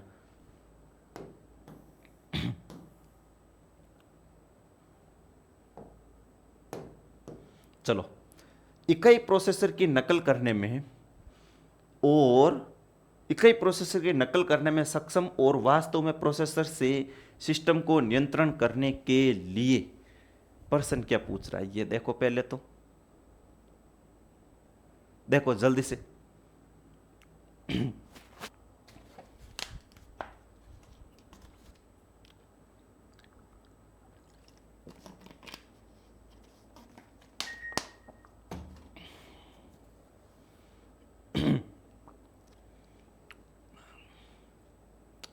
देखो, unit is a capable of mimicking the processor and indeed of taking our control of the system from the processor। अब देखो, प्रोसेसर की नकल करने में सक्षम और वास्तव में प्रोसेसर से सिस्टम के नियंत्रण करने के लिए random access memory, sequential access memory, direct memory access या इंडेक्स्ड सीक्वेंशियल मेमोरी एक्सेस। पहली बात तो पर्सन ही समझ में नहीं आया सर जी यहाँ पर, तो आप तो जो है कुछ और ही समझाने में लग गए हो। तो देखो पर्सन क्या पूछ रहा है, इकाई प्रोसेसर की नकल करने में सक्षम है और वास्तव में इकाई प्रोसेसर का मतलब क्या होता है भाई? देखो, मिमिक्रिंग द प्रोसेसर एंड इंडेंट, इकाई प्रोसेसर का मतलब होता है सीपीयू का कार्य, ऐसा कुछ है, ठीक है। प्रोसेसर से सिस्टम का नियंत्रण करने के लिए, सिस्टम का जो भी नियंत्रण वगैरह होता है ना, एक सीपीयू के अलावा एक और चीज होती है, वो होती है डीएमए, डायरेक्ट मेमोरी एक्सेस। इसमें क्या होता है, आपका सीपीयू है, फिर आपका यहां पर जो मान लो कोई भी डिवाइसेज है दूसरी, ठीक है, मेमोरी है। फिर अब जब क्या होता है, नॉर्मली अगर मेमोरी में डेटा लेके आना तो सीपीयू इनको रिक्वेस्ट करता है, लेकिन कई बार क्या होता है कि बिना सीपीयू के भी यहां से डायरेक्ट डेटा और यहां आता है डीएमए की सहायता से, डायरेक्ट मेमोरी एक्सेस इसकी फुल फॉर्म होती है, ठीक है। ये इस पर्सन है ये कहना चाह रहा है, ठीक है। चलो अगला प्रश्न, निम्नलिखित में से किसमें ट्रांजिस्टर और लैच का उपयोग किया जाता है? ट्रांजिस्टर का उपयोग किसमें किया जाता है? ट्रांजिस्टर और कैपेसिटर दो चीज होती है। अब रोम, हार्ड डिस्क, चलो भाई यहां तो हम पास हो गए, आगे देखते हैं। दो ऑप्शन और क्या, दो ऑप्शन भाई इधर दे रखे अपने, सबसे ऊपर ये लो, अपना ऑप्शन तो यही मिलेगा अपने को, रोम और हार्ड डिस्क तो है ही नहीं। अब डी रैम और एस रैम, डी रैम और एस रैम, ट्रांजिस्टर का उपयोग पूछे आपको। ट्रांजिस्टर और कैपेसिटर दो चीज होती हैं। अब देखो, एक होते हैं 4 से 6 ट्रांजिस्टर से मिलकर के क्या बनती है, एक मेमोरी बनती है, और उस मेमोरी को क्या बोलते हैं, एस रैम बोला जाता है। अब एक होते हैं कैपेसिटर, जिसके अंदर ओनली कैपेसिटर का प्रयोग किया जाता है, उसको बोलते हैं डी रैम, ठीक है ना। तो क्या बोलते हैं, डी रैम में तो ओनली फॉर कैपेसिटर का होता है, कैपेसिटर का प्रयोग, और एस रैम में जो प्रयोग होता है वो होता है ट्रांजिस्टर, ठीक है। ट्रांजिस्टर इसमें 4 से 6 हो सकते हैं, यह ध्यान रख लेना, ठीक है। तो इस प्रश्न का आंसर क्या जाएगा भाई, एस रैम जाएगा। एस रैम की फुल फॉर्म क्या है, स्टैटिक रैंडम एक्सेस मेमोरी, ठीक है ना। इसमें लैच होते हैं, फ्लिप फ्लॉप होते हैं, ठीक है ना। 4 से 6 ट्रांजिस्टर से बना एक बिस्टेबल सर्किट भी होता है। अगला प्रश्न देखो, डबल ईपी रोम के संबंध में निम्नलिखित में से कौन सा कथन सत्य है?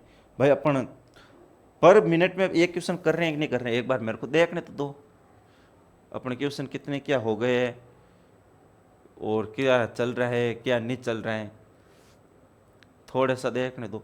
अरे यार, पर मिनट में तो अभी कर ही नहीं रहे, 15 क्वेश्चन पीछे चल रहे हैं अपन तो, हैं 40 से स्टार्ट किए थे, 183 पे आए हैं, 20 क्वेश्चन पीछे कर रहे हैं, बहुत धीरे कर रहे हैं भाई। अब देखो धीरे करें तो क्या करें, इतना फास्ट करवा रहा हूं फिर भी धीरे हो रहा है। चलो, डबल ईपी रोम के संबंध में निम्नलिखित में से कौन सा कथन सत्य है यह बताना है। किसके, डबल ईपी रोम में। It is a block wise erasable, ये ब्लॉक वाइज इरेज करती हैं। डबल ईपी रोम, ठीक है, ये बाइट वाइज इरेज करती हैं। 100% मोस्ट इंपॉर्टेंट पर्सन है और अध्यक्ष साहब जी को यह पर्सन मैंने भेज दिया है, क्योंकि ऐसा पर्सन आज तक कभी आया ही नहीं है। क्या है, ऐसा पर्सन कभी आया ही नहीं। तो ये जो डबल ईपी रोम होते हैं ना, ये बाइट वाइज इरेज करती हैं। कैसे करती हैं? बाइट वाइज इरेज करती हैं मेरे प्यारे साथियों। तो ऑप्शन 2 का कहाँ है? ये रहा, केवल 2 भी। देखो इसकी व्याख्या देखो भाई, जो अच्छे पर्सन होते हैं ना उसी की व्याख्या अपन देखते हैं। डबल ईपी रोम का पूर्ण रूप है electrically erasable programmable read only memory. Double EP ROM user परिवर्तनीय रोम है, ठीक है, जो यूजर को डेटा स्टोर को डिलीट करने और पुनः स्टोर करने की अनुमति देती हैं। डबल ईपी रोम नॉन वोलेटाइल मतलब स्थायी मेमोरी होती है, जिसमें डेटा को अलग अलग बाइट वाइज मिटाया जाता है। डेटा अगर इरेज करना हो तो बाइट वाइज मिटाया जाता है, पुनः प्रोग्राम भी किया जा सकता है, फिर से लिखा भी जा सकता है इसमें, ठीक है। क्लियर? आगे चलो।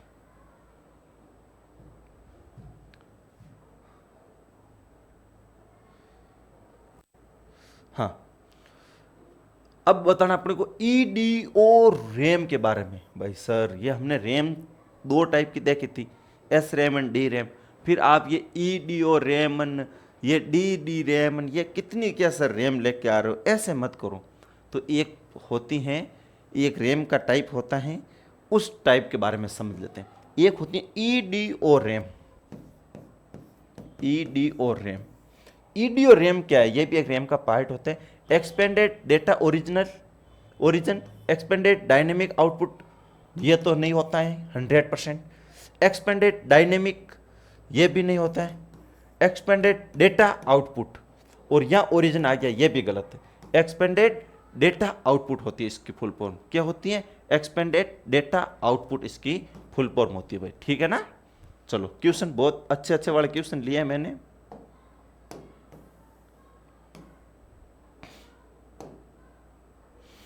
नॉन वोलेटाइल मेमोरी एक प्रकार की कंप्यूटर मेमोरी है, जो कंप्यूटर के भी स्टोर की गई जानकारी को बरकरार रखता है। कैसी है भाई? नॉन वोलेटाइल मेमोरी है जो कंप्यूटर में जो कोई भी जानकारी स्टोर कर रखी है उसको क्या रखता है? स्टोर रखता है। उसके बारे में अपने को बताना है, ठीक है। अब देखो, नॉन वोलेटाइल मेमोरी का एक प्रकार बताना है जो कंप्यूटर के भी स्टोर की गई जानकारी को बरकरार रखता है, प्रोसेस्ड हुआ बिना, रुक रुक कर चलने पर या चालू ना होने पर। लो भाई, अब देखो क्या ही प्रश्न है, क्या ही पूछा है और क्या ही आंसर है इसका। देखो समझो, नॉन वोलेटाइल मेमोरी कौन सी होती है? नॉन वोलेटाइल का मतलब क्या है? स्थायी मेमोरी। स्थायी मेमोरी एक प्रकार की कंप्यूटर मेमोरी है जो कंप्यूटर के भी स्टोर की गई जानकारी को बरकरार रखता है।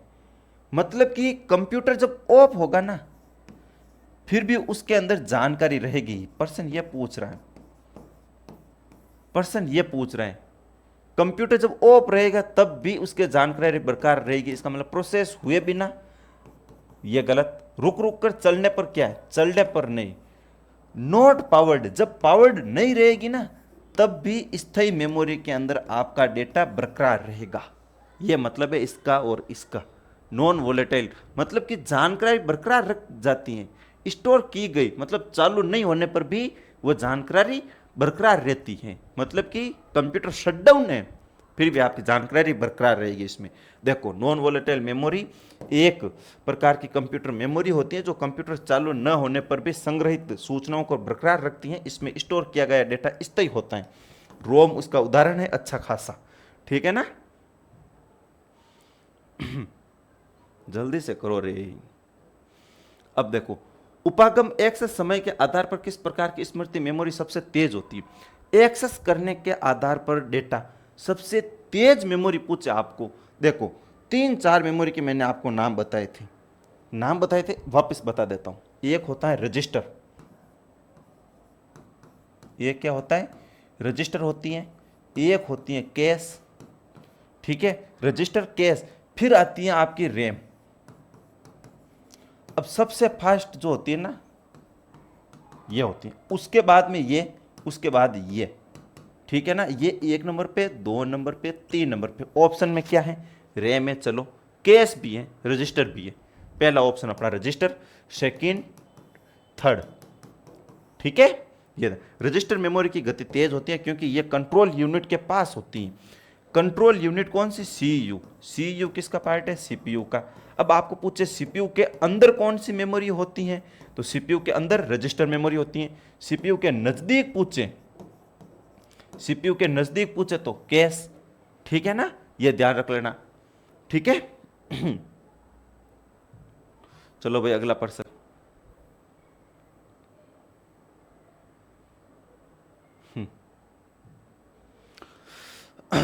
द पर्पज ऑफ इंस्ट्रक्शन, प्रश्न क्या है, the purpose of instruction register is to. निर्देश रजिस्टर का उद्देश्य क्या है, इंस्ट्रक्शन रजिस्टर का उद्देश्य पूछ रहा है भाई। रजिस्टर के टाइप होते हैं, मैंने अभी इसी क्लास में या फिर इससे पिछले वाले क्लास में मैंने बता रखा आपको कि भाई रजिस्टर के क्या क्या कौन कौन से टाइप होते हैं, वो सब मैंने आपको बता दिए थे। तो इसमें इंस्ट्रक्शन रजिस्टर का पूछ रहा है IR। देखो, keep a count of the number of executing program, निष्पादन प्रोग्रामिंग की संख्या की गिनती रखता है, ऐसा कुछ नहीं है। नियंत्रण रजिस्टर की गिनती नहीं। अब देखो, वर्तमान में एग्जीक्यूट किए जा रहे मशीन के निर्देश को पकड़ता है या क्या है, इसकी इंग्लिश पढ़ो, होल्ड द मशीन इंस्ट्रक्शन, ठीक है। होल्ड तो करता है इंस्ट्रक्शन, कौन सा, currently being execute, very good. अब ये नहीं करता है, ये कौन करता है, PCR। अब देखो पर्सन का मतलब समझो, ये बोल रहे हैं कि भाई IR नाम का एक रजिस्टर होता है, उसका काम क्या होता है, तो वो इंस्ट्रक्शन को होल्ड करता है जो वर्तमान में एग्जीक्यूट हो रहे हैं। करंट में कोई भी इंस्ट्रक्शन एग्जीक्यूट हो रहे हैं उसको, उसके निर्देश को क्या करता है, इंस्ट्रक्शन को, जो वर्तमान में जो प्रोसेस एग्जीक्यूट हो रहा है उसके इंस्ट्रक्शन को स्टोर करता है, ठीक है। चलो भाई आगे, 188 नंबर प्रश्न, निम्नलिखित में से कौन सी मेमोरी कंप्यूटर में सहायक मेमोरी नहीं है। कंप्यूटर में क्या है, सहायक मेमोरी नहीं है, मतलब क्या है, सहायक मेमोरी नहीं है तो फिर क्या है, सहायक मेमोरी। कंप्यूटर में सहायक मेमोरी नहीं, magnetic tape, PROM, CD-ROM, floppy. अब भाई सहायक मेमोरी का मतलब क्या होता है, देखो इस प्रश्न को भी समझने वाला प्रश्न है, बहुत खतरनाक वाला।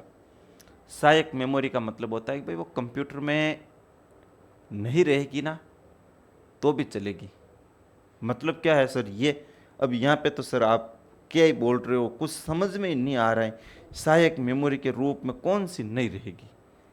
अब देखो, नहीं रहेगी का मतलब क्या है, सहायक मेमोरी का मतलब होता है द्वितीय मेमोरी। क्या है, द्वितीयक मेमोरी। द्वितीयक मेमोरी, द्वितीयक मेमोरी का मतलब होता है सेकेंडरी मेमोरी। तो अब अपने को क्या बताना है, सेकेंडरी मेमोरी सहायक मेमोरी नहीं है। PROM किसका पार्ट है, रोम का पार्ट है। और रोम क्या है, प्राथमिक मेमोरी या इंटरनल मेमोरी या प्रथम मेमोरी, प्राथमिक मेमोरी है कि नहीं है भाई। तो फ्लॉपी सेकेंडरी है, सेकेंडरी का मतलब सहायक मेमोरी। CD-ROM ये CD का ही टाइप है, ध्यान रख लेना, ठीक है ना। और मैग्नेटिक टेप ये भी सहायक मेमोरी होती है। ये जो है ना डेटा को सीक्वेंसली एक्सेस करती है, कैसे करती है, सीक्वेंसली।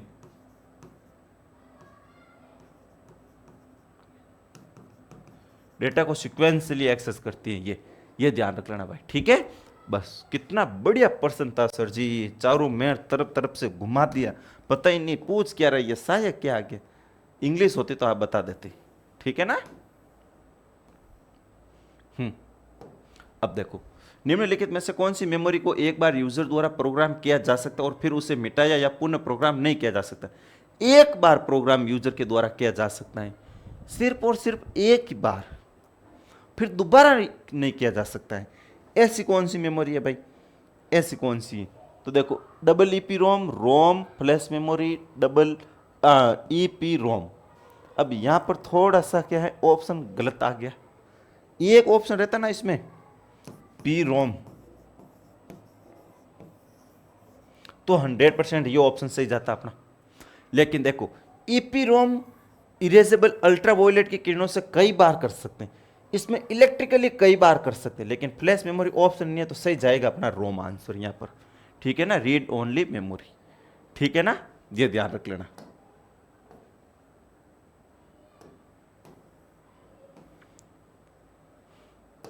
कंप्यूटर की इनबिल्ट मेमोरी कौन सी है? इनबिल्ट का मतलब है जब कंप्यूटर को बना दिया जाता है तभी वो मेमोरी को बना दिया जाता है, बाद में चेंज नहीं किया जा सकता है। तो कंप्यूटर की इनबिल्ट मेमोरी तो रोम ही होती है भाई। कभी देखा है रैम को बाहर निकालते हो, हार्ड डिस्क वगैरह के निकालते हो, रोम को कभी देखा है क्या? नहीं। तो रैम क्या है? कंप्यूटर की इनबिल्ट मेमोरी होती है भाई। ठीक है ना।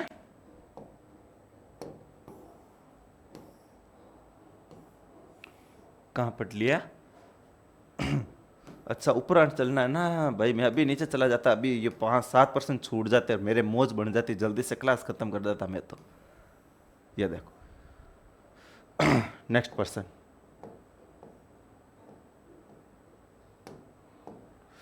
रोम किस किस्म पर डेटा केवल एक बार अंकन किया जा सकता है? किस किस्म पर डेटा केवल एक बार लिखा जा सकता है? अभी देखो, मैंने अभी आपको बताया था एक नाम भाई, उस समय मैंने क्या बोला?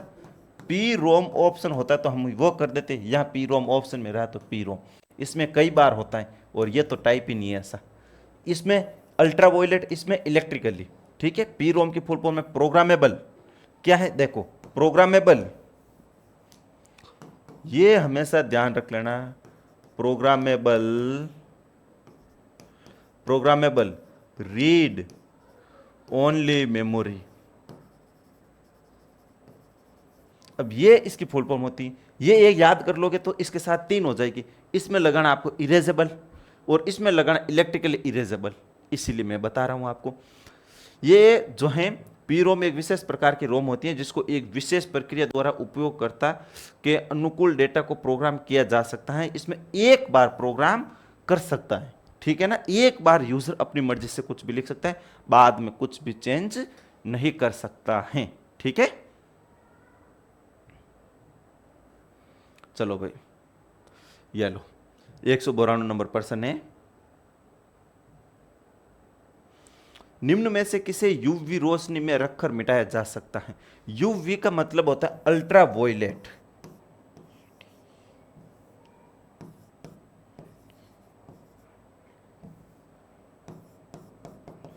अल्ट्रा वायलेट, अल्ट्रा वायलेट मतलब क्या? पराबैंगनी किरणें, पराबैंगनी किरणों के द्वारा मिटाया जा सकता है। तो ईपी रोम, अल्ट्रा वायलेट प्रोग्रामेबल है, erasable programmable read only memory. Option में है क्या? सिंगल ईपी, ये रहा ऑप्शन सी। ठीक है ना, सिंगल ईपी रोम। ठीक है, फ्लैश मेमोरी एक विशिष्ट प्रकार की, फ्लैश मेमोरी एक विशिष्ट प्रकार की है। अब देखो, हम हमेशा देखते हैं कि भाई फ्लैश मेमोरी कैसे प्रकार की हैं, कैसे प्रकार की नहीं है। तो फ्लैश मेमोरी में जो मेमोरी यूज होती है ना भाई, एक मेमोरी होती है इलेक्ट्रिकली टाइप की। फ्लैश मेमोरी में होता है ना भाई, फ्लैश मेमोरी में जो डेटा होता है ना, वो विद्युत तरंगों के द्वारा इलेक्ट्रिकली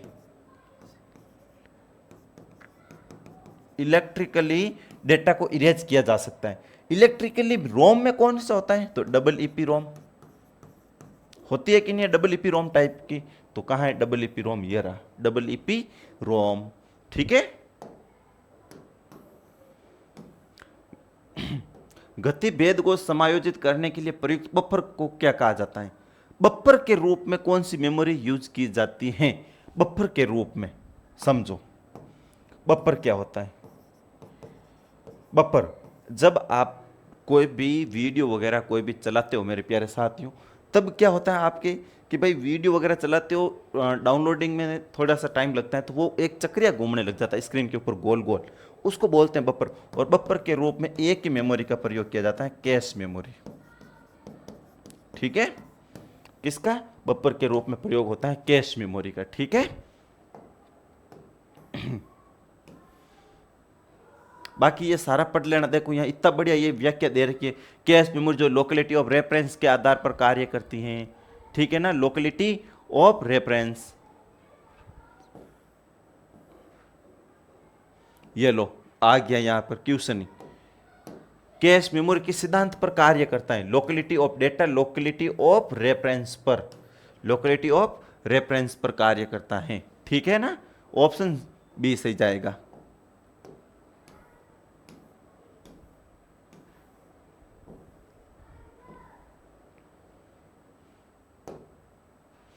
निम्नलिखित में से कौन सी अति उच्च गति अर्धचालक मेमोरी है जो सीपीयू की गति को बढ़ा देती है? सीपीयू की स्पीड को बढ़ा देती है। सीपीयू को स्पीड को एक ही मेमोरी बढ़ाती है और वो है कैश मेमोरी। ये ध्यान रख लेना, सीपीयू की स्पीड को बढ़ाने की बात आवे तो कैश मेमोरी। ठीक है, क्या है ऑप्शन में? Cache memory. ठीक है,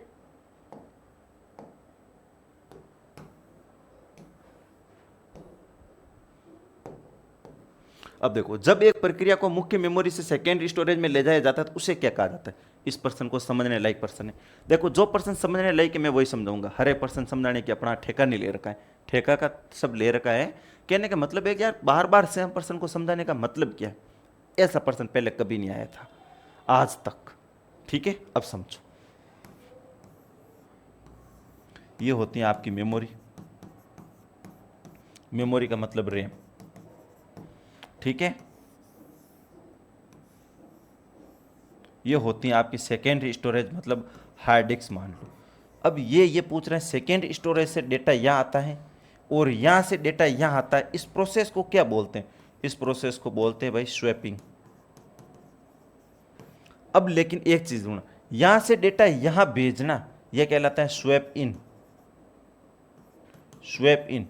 और वापस डेटा यहाँ भेजना कहलाता है स्वैप आउट। ठीक है, ये चीज ध्यान रखना, स्वैप इन और स्वैप आउट।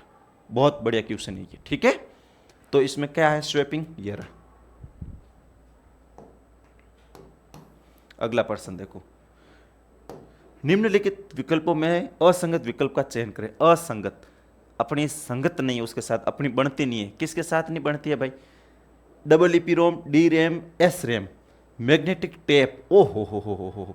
यहाँ असंगत क्या है? मैग्नेटिक टेप है, क्योंकि ये एक सेकेंडरी स्टोरेज भी डिवाइस है और सिक्वेंशियल एक्सेस भी है। ये पढ़ लो। ठीक है, एक सेकेंड। हाँ भाई,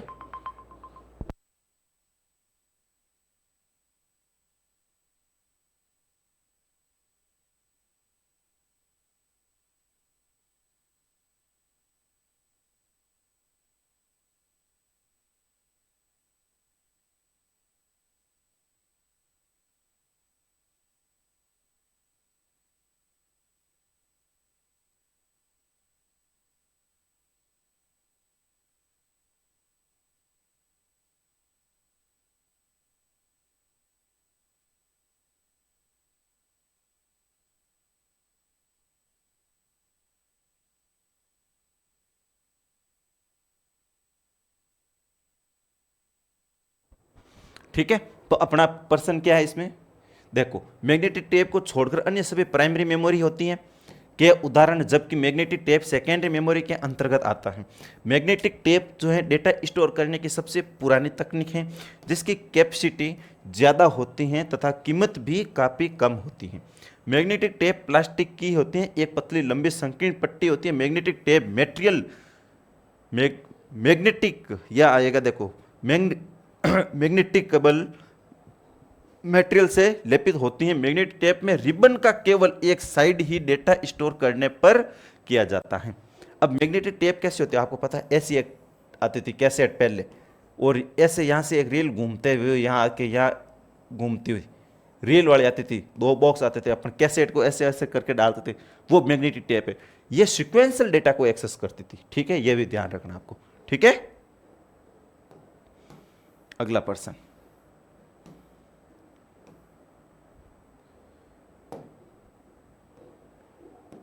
देखो मेमोरी एक्सेस टाइम को कम करने के लिए मुख्य मेमोरी और प्रोसेसर के बीच एक छोटी तेज मेमोरी डाली जाती है। इस मेमोरी को क्या कहा जाता है? एक्सेस टाइम को कम करने के लिए एक मेमोरी डाला जाता है, उस मेमोरी को बोला जाता है कैश मेमोरी। क्या बोला जाता है? कैश मेमोरी बोला जाता है। ठीक है ना, ये ध्यान रख लेना, कैश मेमोरी। ठीक है ना, ये दोनों के बीच में होती है, मेन मेमोरी और सीपीयू के बीच में कैश मेमोरी होती है। ठीक है, ऑप्शन डी सही जाएगा यहाँ पर।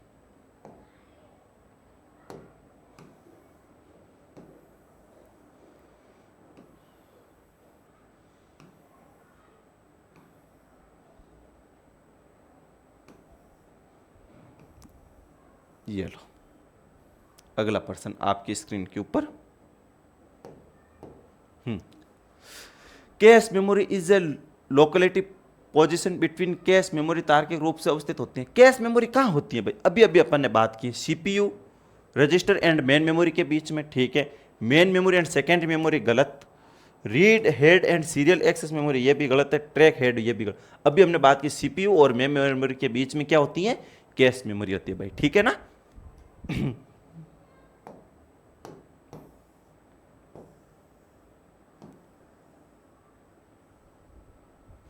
चलो इसका देखते हैं अपन। कैश मेमोरी का प्रदर्शन अक्सर मात्रा के संदर्भ में मापा जाता है। कैश मेमोरी का जो प्रदर्शन है वो किस में मापा जाता है भाई? कैश मेमोरी को ध्यान रखना, कैश मेमोरी के अंदर जो भी डेटा होता है वो हिट रेशियो, क्या होता है? हिट रेशियो में डेटा मापा जाता है। हिट रेशियो, हिट रेशियो मतलब कि हिट अनुपात। अब देखो एक होता है कैश हिट, कैश हिट, और एक होता है कैश मिस। हिट का मतलब है उसको डेटा मिल गया है और मिस का मतलब होता है डेटा नहीं मिला। तो हिट रेशियो, ठीक है ना, किस में होता है? हिट अनुपात या हिट रेशियो में, ठीक है ना। रेशियो होता है ना अपना, उसमें माना जाता है कि हिट रेशियो अनुपात।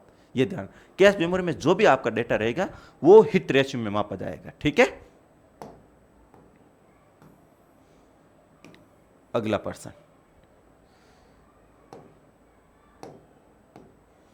निम्नलिखित में से क्या संग्रहण युक्तियां स्टोरेज डिवाइस के सही क्रम को उनके संग्रहण आकार के अनुसार बढ़ते क्रम को दर्शाता है?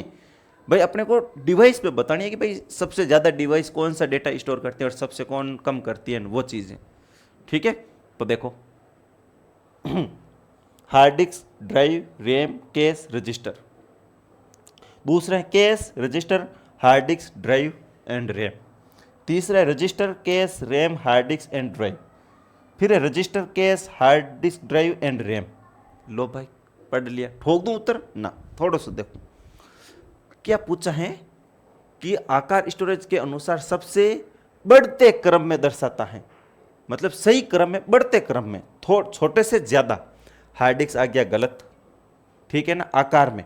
कैश आया है, रजिस्टर आया है, हार्ड डिस्क आया है, रैम आया पीछे, ये भी गलत। Register, cache, RAM, hard disc, ये ठीक है। अगला देखते हैं, रजिस्टर, कैश, हार्ड डिस्क और रैम, ये भी गलत है। ऑप्शन जाएगा सी सही यहां पर, ठीक है। अगला प्रश्न देखो,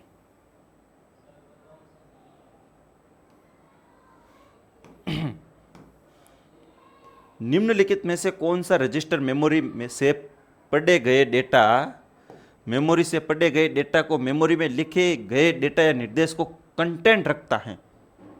भाई साहब खतरनाक है क्वेश्चन वाला ये। अब खतरनाक क्यों है? निम्नलिखित में से कौन सा रजिस्टर मेमोरी, रजिस्टर का टाइप पूछ रहा है, रजिस्टर के टाइप। अब देखो 4-5 क्वेश्चन आएंगे आपके रजिस्टर के। मैंने एक पहले आईआर रजिस्टर का बता दिया था, इंस्ट्रक्शन रजिस्टर। एक एक्यूमुलेटर रजिस्टर के बारे में भी पहले आपको बता दिया था। अब आपको ये देखना है कि ये भाई कौन सा रजिस्टर पूछ रहे हैं। 6 रजिस्टर के टाइप है। तो अब हम बात करेंगे 2 रजिस्टर की ओर, उसके बाद में 2 रजिस्टर बच जाएंगे, वो जैसे ही क्वेश्चन आएगा तब मैं बता दूंगा। मतलब ये टोटल 6 रजिस्टर है और ये 6 के 6 रजिस्टर आपको पता होने चाहिए मेरे प्यारे साथियों, क्योंकि यहाँ 6 रजिस्टर से आपका कोई ना कोई प्रश्न जरूर बनेगा, ठीक है ना। तो देखो, अब देखो, रजिस्टर मेमोरी से पढ़े गए मेमोरी में लिखे गए डेटा निर्देश को रखता है, डेटा को रखता है रजिस्टर का टाइप। तो एक होता है MBR या इसको बोलते हैं MDR, memory data register, memory data register. अब रजिस्टर वो मत समझ लेना जो कॉलेज में प्यार के लिए खत लिख के देते, वो वाला रजिस्टर नहीं है। रजिस्टर ये क्या है? एक मेमोरी यूनिट है। फिर है मेमोरी बफर रजिस्टर। क्या होती है? Memory buffer register. तो अब देखो ये क्या होते हैं, दोनों एक ही चीज होती है। ये क्या करती हैं कि जो रिजल्ट होता है ना, डेटा होता है मेमोरी में जो डेटा मेमोरी से पढ़ करके सीपीयू के अंदर रजिस्टर के पास में आता है, वो डेटा यहाँ पर आके स्टोर रहता है मेमोरी बफर के अंदर। और जो वो डेटा कहाँ से आया उसका एड्रेस इसमें रहता है मेमोरी एड्रेस रजिस्टर के अंदर। प्रोग्राम काउंटर के अंदर रहता है अगले इंस्ट्रक्शन, नेक्स्ट इंस्ट्रक्शन। ठीक है ना, ये ध्यान रख लेना। अब समझा दिया मैंने रजिस्टर, चलो आगे।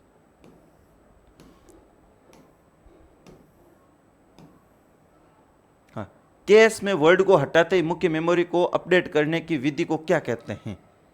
ये कैश उधर कुछ और लिखा है क्या भाई? हाँ चलो, अपना कुछ नहीं है यहां पर। चलो अब देखो, कैश में वर्ड हटाते ही, कैश मेमोरी की बात हो रही है।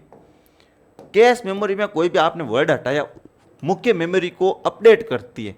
मतलब कोई आपने कैश मेमोरी से कोई भी डेटा आपने हटा दिया है, तो फिर वो बाद में क्या करती है भाई कि वापस अपडेट करती है ना भाई मेन मेमोरी को, भाई ये डेटा मेरे पास नहीं है, तो उसको क्या बोलते हैं? तो write through, write back, protect write या कैश राइट, इसमें बोलते हैं राइट बैक। मतलब वो hand to hand write back करती हैं, वापस लिखती हैं उसमें, तो वो होती है राइट बैक। कैश में वर्ड को हटाते ही मुख्य मेमोरी को अद्यतन करने की विधि को राइट बैक कहते हैं। मतलब कि बताने की प्रक्रिया को राइट बैक कहते हैं। राइट बैक डेटा स्टोर करने की विधि होती है कैश में। कैश मेमोरी में डेटा स्टोर करने की विधि होती है राइट बैक, जिसमें हर बार परिवर्तन के बाद में डेटा कैश में लिखा जाता है, जबकि मुख्य मेमोरी में यह कुछ निश्चित समयांतराल या निश्चित शर्तों के तहत लिखा जाता है।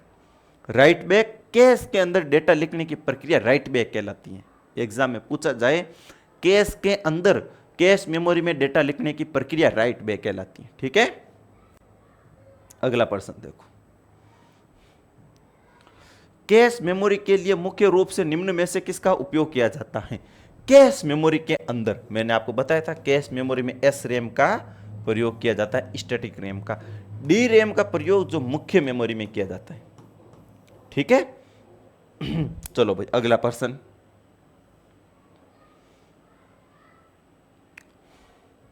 निम्नलिखित में से कौन सा या कौन से कंप्यूटर में इस्तेमाल होने वाला संग्रहण उपकरण है? कंप्यूटर में इस्तेमाल होने वाले संग्रहण उपकरण, भाई साहब संग्रहण उपकरण कंप्यूटर में प्रयोग होने वाली मेमोरी का पूछ रहा है। तो देखो, फ्लॉपी डिस्क होती है क्या भाई कंप्यूटर में प्रयोग? भाई फ्लॉपी डिस्क कंप्यूटर में प्रयोग होती है कि नहीं होती है, ये बताओ। तो फ्लॉपी डिस्क तो होती है, हार्ड डिस्क होती है, पंच टेप भी होती है। ठीक है, तो इसमें ऑल ऑफ दी हुआ। स्टोरेज डिवाइस भंडारण युक्त या कंप्यूटर में डेटा और सूचनाओं को सुरक्षित एवं संग्रहित रखी जाती है। भंडारण उपकरण जैसे RAM, ROM, hard drive, hard disk, floppy disk, और ये punch tape, compact disc, digital video disc या डीवीडी या डिजिटल वर्सेटाइल डिस्क, ये किसका? ऑप्टिकल डिस्क का ही पार्ट है, ये कॉम्पैक्ट डिस्क वगैरह। ठीक है, समझ आना आप सब समझदार हो गए। अब मुझे पता है इतने अपने 200% कर लिए, स्टार्टिंग के पर्सन को समझाने की जरूरत थी। अब कहीं ना कहीं वर्ड अपन के सब हैंद हो गया, आप जानन टूगा। अब एन पर्सन आप जानन टूगा तो हैंग दिन ये नहीं करा गई, एक घंटों एक पर्सन पे कॉल लगा माबे स्पीड करा भाई आगे। ठीक है ना, देखो रोम स्टैंड फॉर, रोम का मतलब क्या होता है? WORM,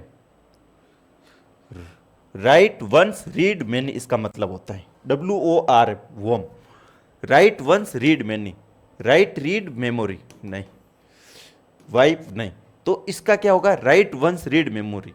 WORM का पूर्ण रूप है राइट वंस, मतलब कि लिखना एक बार, लिखना एक बार और पढ़ना बार बार, पढ़ना बार बार। ठीक है, इसका मतलब ये होता है। ठीक है ना, चलो आगे। अब देखो, सीपीयू द्वारा किस मेमोरी का सीधे उपयोग नहीं किया जाता है, इसके बजाय इस मेमोरी से प्राप्त आएगा। यहां पर प्राप्त डेटा पहले रैम में लोड होता है और फिर प्रोसेसर को भेजा जाता है। भाई सेकेंडरी स्टोरेज होती है, भाई सेकेंडरी स्टोरेज होती है ना, प्राइमरी नहीं होती है। वोलेटाइल का मतलब होता है अस्थायी मेमोरी, रैम भी नहीं होती है, सेकेंड स्टोरेज मेमोरी होती है इसका आंसर। सही है कि नहीं? Second storage. अगला प्रश्न देखो,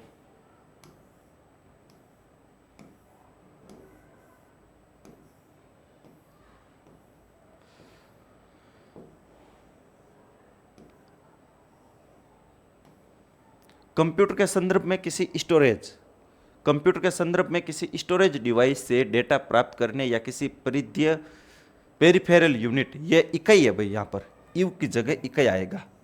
थोड़ी सी यार टाइपिंग मिस्टेक काफ़ी रह गई इसमें, माफी चाहूँगा आपसे मेरे प्यारे साथियों। इकाई, पेरिफेरल इकाई यूनिट से डेटा प्राप्त करने के लिए लिया गया समय क्या कहलाता है? अब देखो, ऐसी चर्चा अपन ने पहले भी की है, ऐसा सेम टू सेम पर्सन अभी अभी हमने थोड़ी सी देर पहले किया था। क्या था उसमें भी? ऐसा ही कुछ ऑप्शन था कि नहीं था कि भाई सीपीयू से डेटा वगैरह को लेके आना क्या कहलाता है? ये ऐसा कुछ अपन ने देखा था कि नहीं देखा था?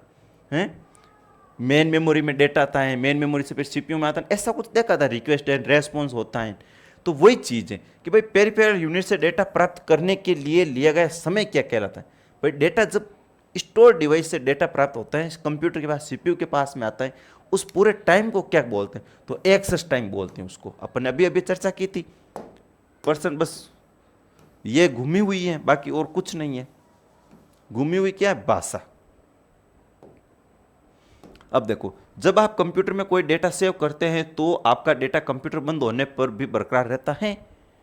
भाई कंप्यूटर में डेटा आपने सेव कर दिया तो डेटा कहाँ रहेगा? सेकेंडरी स्टोरेज डिवाइस में, ऑप्शन सी, मतलब कि स्थायी मेमोरी में।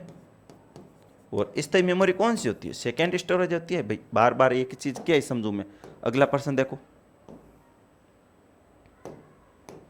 हार्ड डिस्क, सीडी और पेन ड्राइव निम्नलिखित में से किस संग्रहण के उदाहरण है? हार्ड डिस्क, ठीक है, हार्ड डिस्क और सीडी किसका है? सेकेंडरी स्टोरेज डिवाइस का है। माध्यमिक, अनुक्रमिक पहुंच, परिवर्तनशील, प्राथमिक। ओले भाई साहब, क्या ही हो गया यहाँ पे? तो हैं क्या ही हो गया यहाँ पर? मतलब कि ऑप्शन हिंदी क्या है, सारे के सारे खड़बड़ खड़बड़ खड़कते करते कि समझ में नहीं आ रहा है कि भाई यहाँ पे ऑप्शन कौन सा सही रहेगा।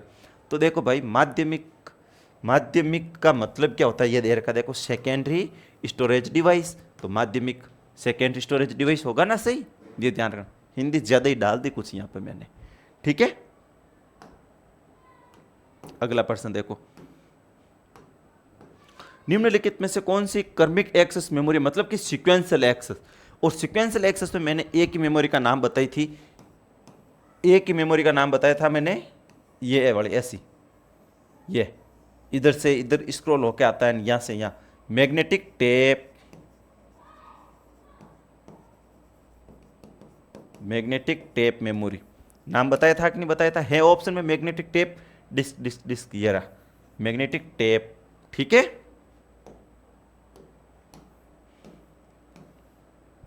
अगला प्रश्न देखो भाई, इन computer CD RW is a, computer में CD कॉम्पैक्ट डिस्क का एक टाइप है, CD का। RW का मतलब क्या है? RW का मतलब क्या है भाई CD में, कॉम्पैक्ट डिस्क में? ये देखो, अब देखो CD के टाइप, एक तो CDR होता है, एक CD RW होता है, ठीक है। तो ये देखो, फिर एक CD ROM भी होता है।